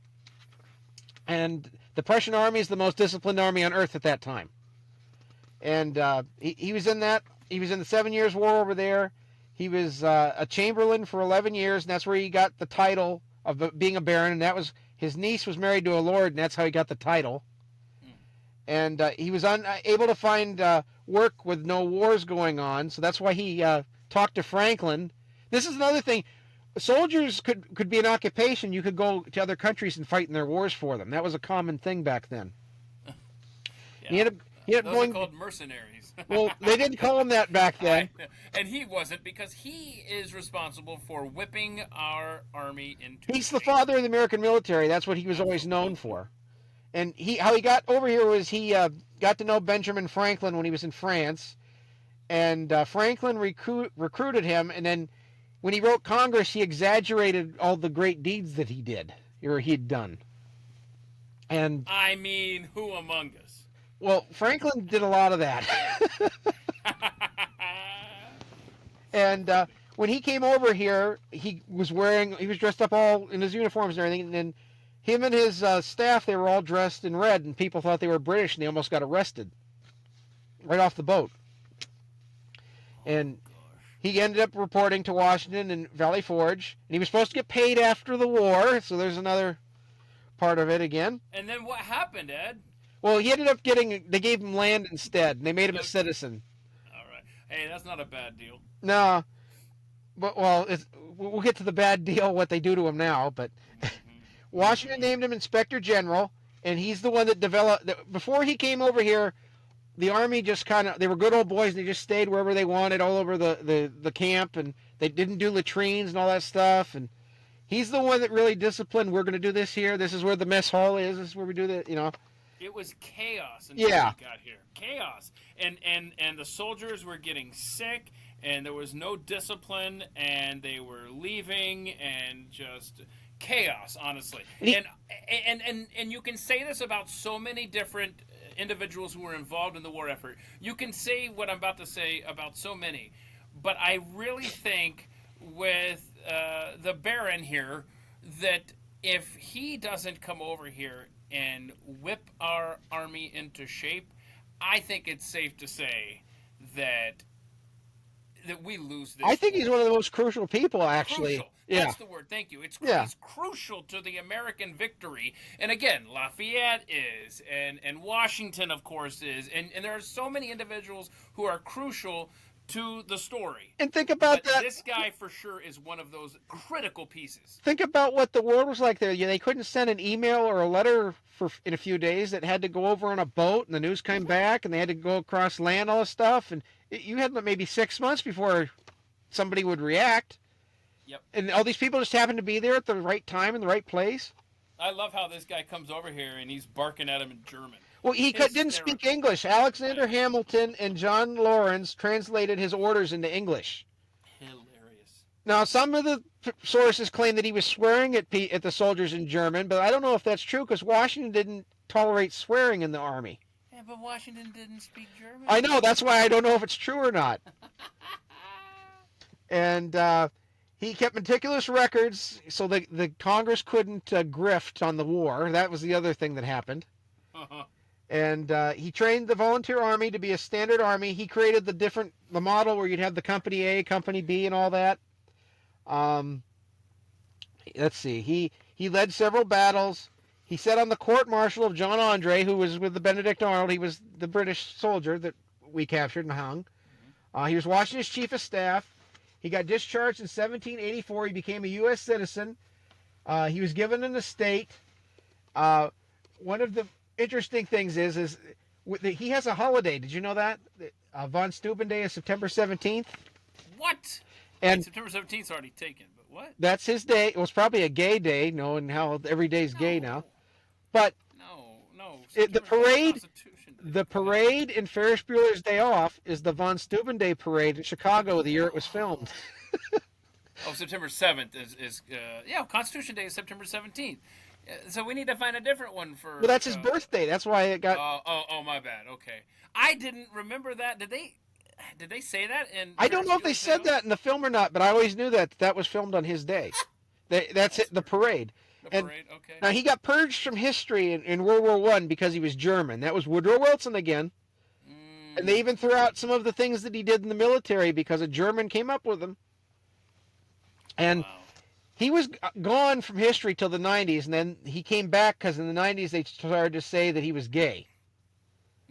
And aren't we all at this point? Come on. Well, this one, I told you what Grok said. I asked Grok who was. Oh yeah. What did he say?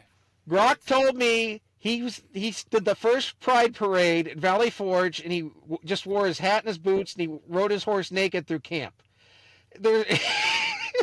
Okay, now can we just stop for a second right there? Let's just say that happened. How is that a pride thing? That could just be I'm drunk German riding through camp. I mean that describes the dorm floor that I lived on at the University of Nebraska. That's not a pride parade. They always claim whenever there's someone that didn't get married and they didn't have kids, they'll try to say that they were gay. And he left all of his estate. There was two of the soldiers under him, but they tried to claim this stuff with World War II. The soldiers that the camaraderie between the soldiers means they were gay. That does not mean they were gay. There's a camaraderie between soldiers, and that's why he got brought back. But in the 90s, that's when Clinton got caught with the Lewinsky thing. That's when they brought back Sally Heming. That's when they tried to say Washington had an affair with Sally Fairfax. None of that stuff's based on reality, and that's when they started saying he was gay. And Washington, this is the other thing. Washington didn't tolerate gays in the military back then. You got kicked out of the military. You got whipped, all this stuff. He stayed in Washington's quarters. So if he was gay, wouldn't Washington have known? Okay. Since they bring it up, I have to bring up the counters, and people don't like that. All right. So, I know this chick. This is Betsy Ross. Now the left tried to say she never existed, but that's what they've tried to say now. They tried to say that she was just made up, but she existed. Yeah. She was the wife of George Ross, who signed the Declaration of Independence. And she was thrown out of the Quakers for marrying him because he was from a different denomination. Uh-oh, no. She started an upholstery business. Well, people don't realize the denominations were considered different religions. So when you read the founders talking about religions, they're talking about Christian denominations. They're not talking about every single religion under the sun. Yeah, okay. Now, she started an upholstery business with her husband. They made the tents, the blankets, the uniforms. They repaired uniforms. They stuffed paper tubing in the musket balls. And you don't think about an upholstery shop doing this stuff, but they had to make all this stuff from scratch. Yeah. And she met Washington because they all attended Christ Church, and that's how she ended up getting asked to start making flags for the military. And when they had the design for the American flag, Robert Morris went with Washington there to see her to do the flag. She changed the shape of the stars so that they could get the stars on there. Her husband died in the war, and her second husband was captured with the Navy and tried for treason and hung. Her third husband was a farmer, and the family all died from a yellow fever outbreak. And the experts claim that she never designed the flag. She didn't exist. It's all made up, but it's true. It's a lot of trouble if she's not real to come up with all these stories about her former husbands. Yeah. My gosh, okay. And one was a signer of the Declaration of Independence. Right. Okay. Now, this is John Paul Jones. He's the father of the Navy. Yeah, he's also a hell of a bass player for Zeppelin, but I digress. I think he was a rock singer, too. All right, so what's this guy's story? He was born in Scotland. He was a sailor at 13 years old on British merchant ships. And he was an abolitionist. And he called slavery an abominable trade. And when he was on one of these slave ships that he got assigned to, he abandoned it in Jamaica. And he found his way back to Scotland. He became a captain of a ship at age 21. When the first mate died of the yellow fever, and that's how he became a captain.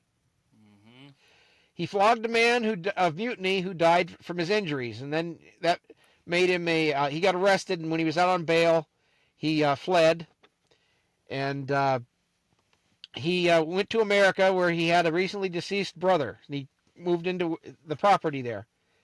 And what he told Franklin about when he killed this guy, it was self-defense. And the guy was from an influential family, so he wanted to get him killed for killing the family member. But he was given a pardon for this in 1999. They gave him a post-Mothras pardon. I know I didn't say that right. 1999. What? I missed that. So did I. And so, some people believe he was a pirate for a while because he disappeared for about a year and a half in his history.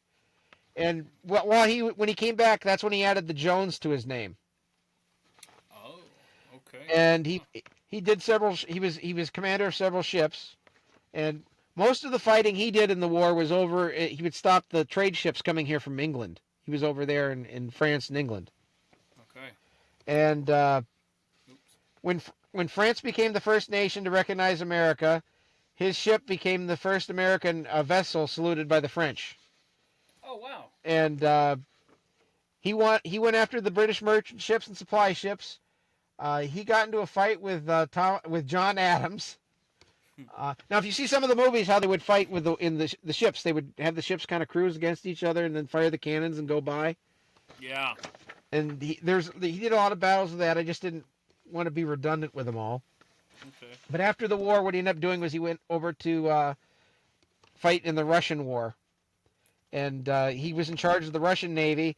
He got some of the Russians mad at him. The Commodore Gregory Potemkin became an enemy, and he accused him of raping a 10-year-old girl. Oh my gosh! Wait a minute! John Paul Jones. He got accused of that. And I couldn't find if it's true or not because there's conflicting stories. And bro, I know I was disappointed.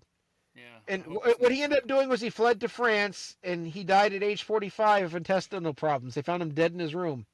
But he did all these things. Yeah, that's what I said. Almost everybody died from that. And his body wasn't found until 1905, and then it was brought back to America.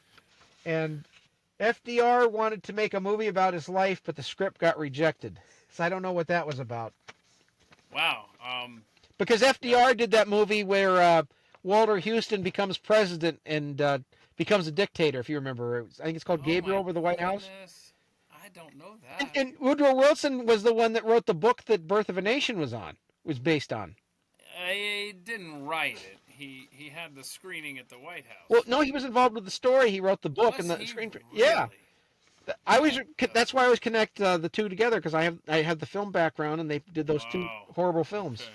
Well, let's move on. This is Francis Marion, the Swamp Fox. Swamp Fox, South Carolina. He's the Robin Hood of the American Revolution. Now, no, I will just say, side note, there's a hell of a she crab soup served at the Francis Marion Hotel in Charleston, South Carolina, if you're ever in the area. Continue. Oh, well, he was Robin Hood of the Revolution, and he only did that for like a year and a half, 2 years. He did this. He was the father of guerrilla warfare to this day. That's what he's known for, too, where they would hide and kill the British. Age 15, he was hired on a merchant ship to the West Indies. It sank, and all the survivors and him spent a week at sea until they were rescued. And he came back, ran the family plantation.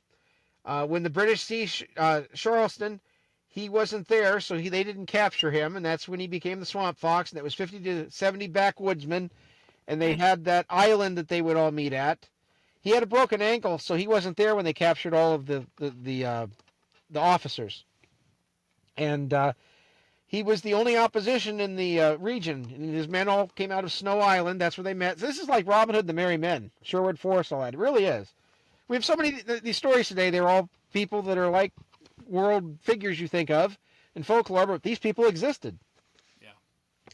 And his men, they didn't work. They didn't get paid. They didn't have very much food. There's such a common theme in today's stories. Walt Disney did a series of episodes on the Swamp Fox, and that's even in their song that they don't get any money. Oh man, that's in the theme song. I think it's got no pay, got no money. You don't even get continental money. And how he got the name the Swamp Fox is General Tarleton, the British. He said that He's a swamp fox the devil himself couldn't catch. So there's the devil in our history again. That's awesome. I don't know if it was Charlton. It was it might have been Cornwallis. I don't know. It was a British general. Um, just since we're talking about how Yeah. they got nicknames and all this stuff, the Charlotte Hornets. Somebody can look this up. I guess during the Revolutionary War, that they couldn't capture the city of Charlotte because and one of the generals said every time they would like try to go in there, it was like disturbing a hornet's nest or something like that. And so the basketball team is now named the Charlotte Hornets. I didn't know that.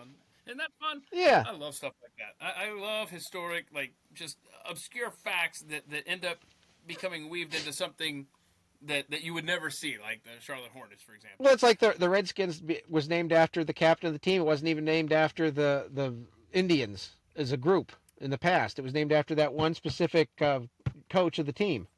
Don't get me started on that story. Well, Yes, I hope that it's going to go back. So honorable is what Well, was happening. another interesting thing about Francis Marion, you remember I said that the British they would free the slaves if they joined the British cause.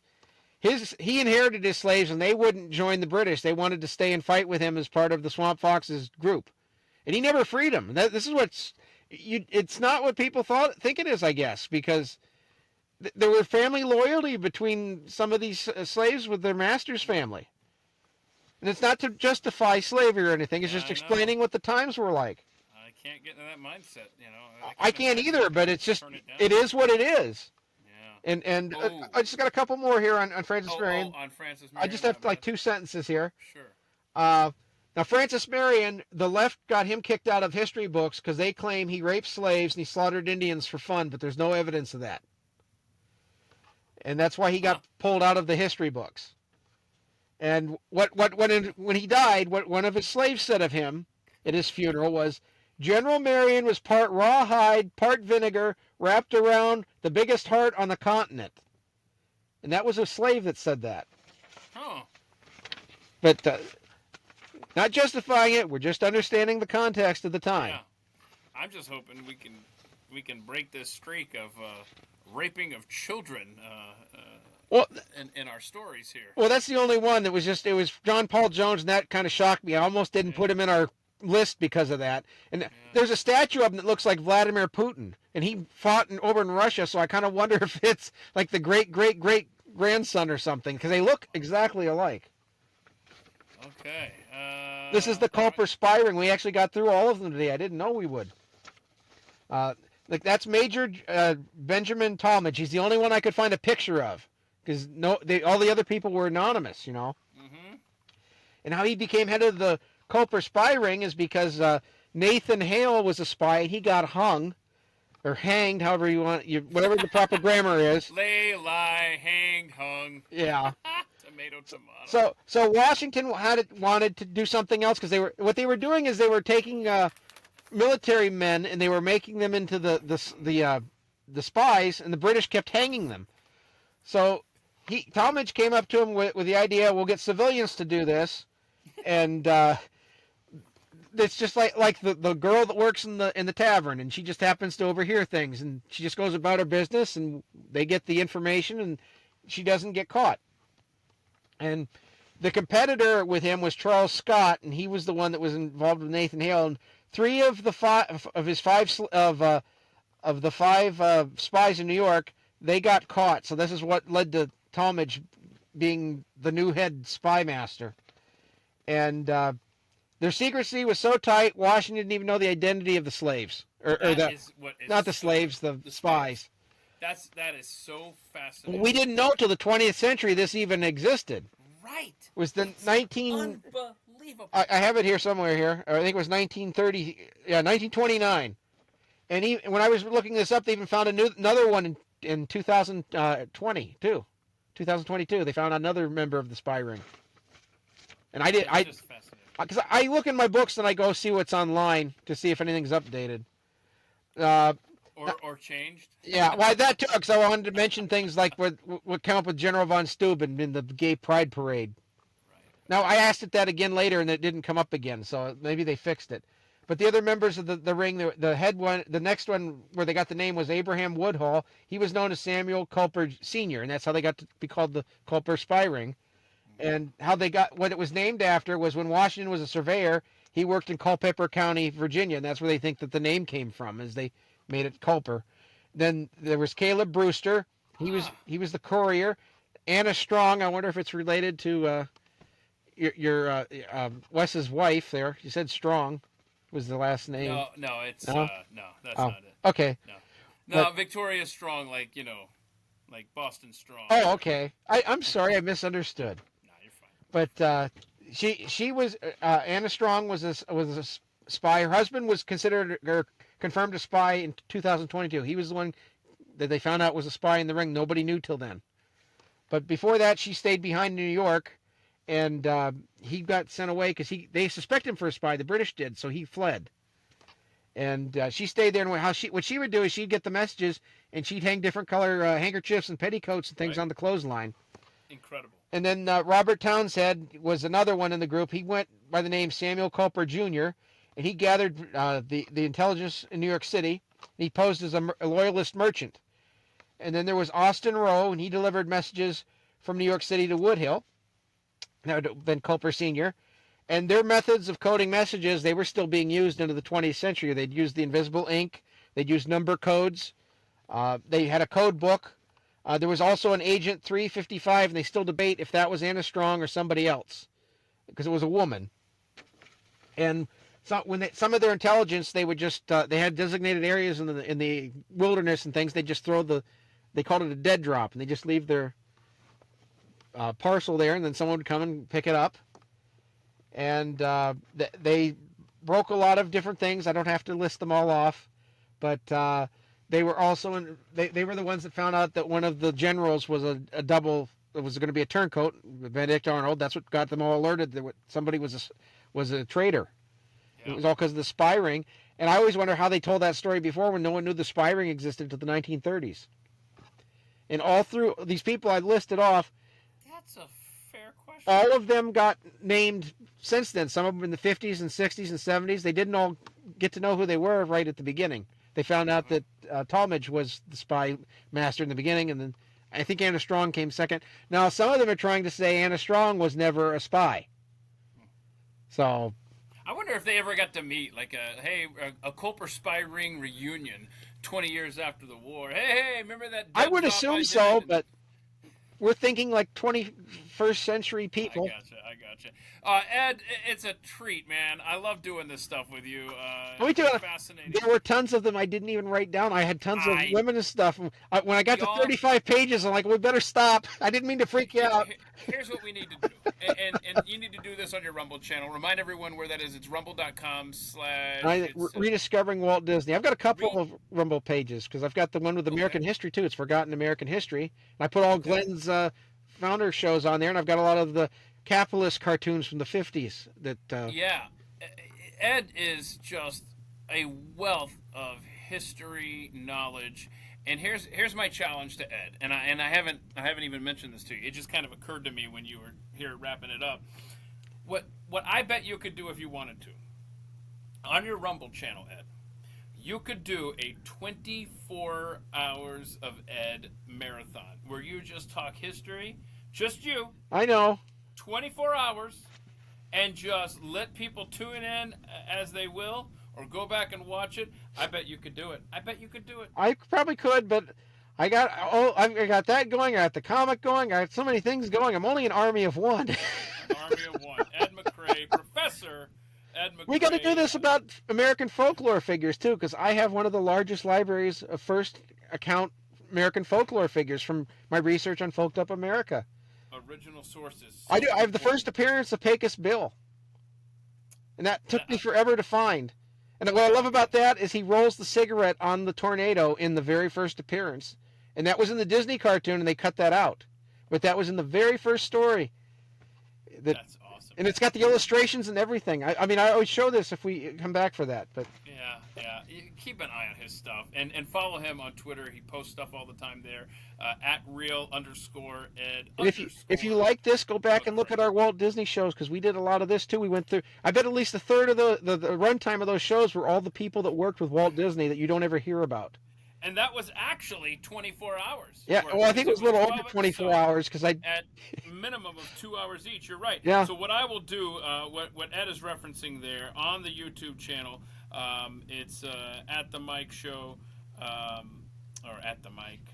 I don't know. Who knows anymore? But there's a playlist there, and what I will do right now, before I forget, because if I don't do this right now, I will forget. I'm going to post the playlist, Saving Disney History. It's 12 episodes. Me and Ed talking to you. Ed doing an incredible presentation of the real history of Walt Disney. You know what's funny about that now is since last year where I've been doing all this other stuff with that, I probably have 33% more Walt Disney history knowledge than we did when we did those. Because I've been finding all these first-hand sources, and if you like what I'm doing with the videos, putting together for Walt Disney history, please consider contributing to our Give, Send, Go thing. We're a grassroots thing. We're going to preserve the history that they're erasing because no one else is doing it. And there's nobody else younger than me that can do it because they don't remember it. Right. You know, yes, I'm as young, the youngest I could possibly be to remember all of this. Because you've seen some of the things I posted with, the stuff with Miley Cyrus and how she changed and everything, and that just does. Because I happen to remember I saw that when it happened, that she thanked Jesus on stages and things when she got awards, and then she did all that other stuff. Okay, Ed, thanks so much for making time, and thank you for tuning in. We'll get this posted on YouTube and on Rumble. You've got the audio versions available, Spotify and iTunes. Please rate and review and tell your friends. And, of course, thank you for joining us here on X today for the live stream. Tomorrow for the Friday live stream, 3 p.m. Eastern, my buddies Jonathan Haggerty and Adam Johnson. We're going to have some fun with that. And then a week from now, Ed's the one that made me aware of America's Stonehenge. That will be fun. And, yeah, I'm surprised you didn't know about that. I didn't know. And I was just up in New Hampshire. And I didn't know it was there. I can't wait to talk to the family. When you talk to him, ask him about the cannibals and the Indians and everything. And out west when they were, because I don't know if this will be part of it because this is out west where they were they had the canyons and they were all living in the canyons. That was because they were afraid of the cannibal Indian tribes.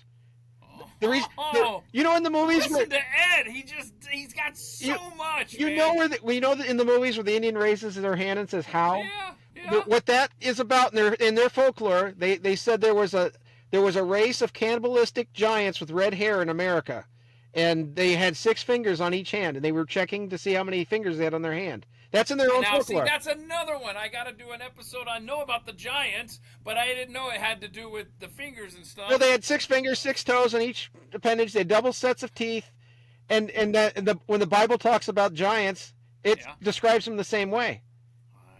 This is all right. This is going to become another episode if we don't stop. All right, brother. Thanks so much. Everybody have a great afternoon, the rest of your day, and we'll see you tomorrow. Bye-bye. Good stuff, man.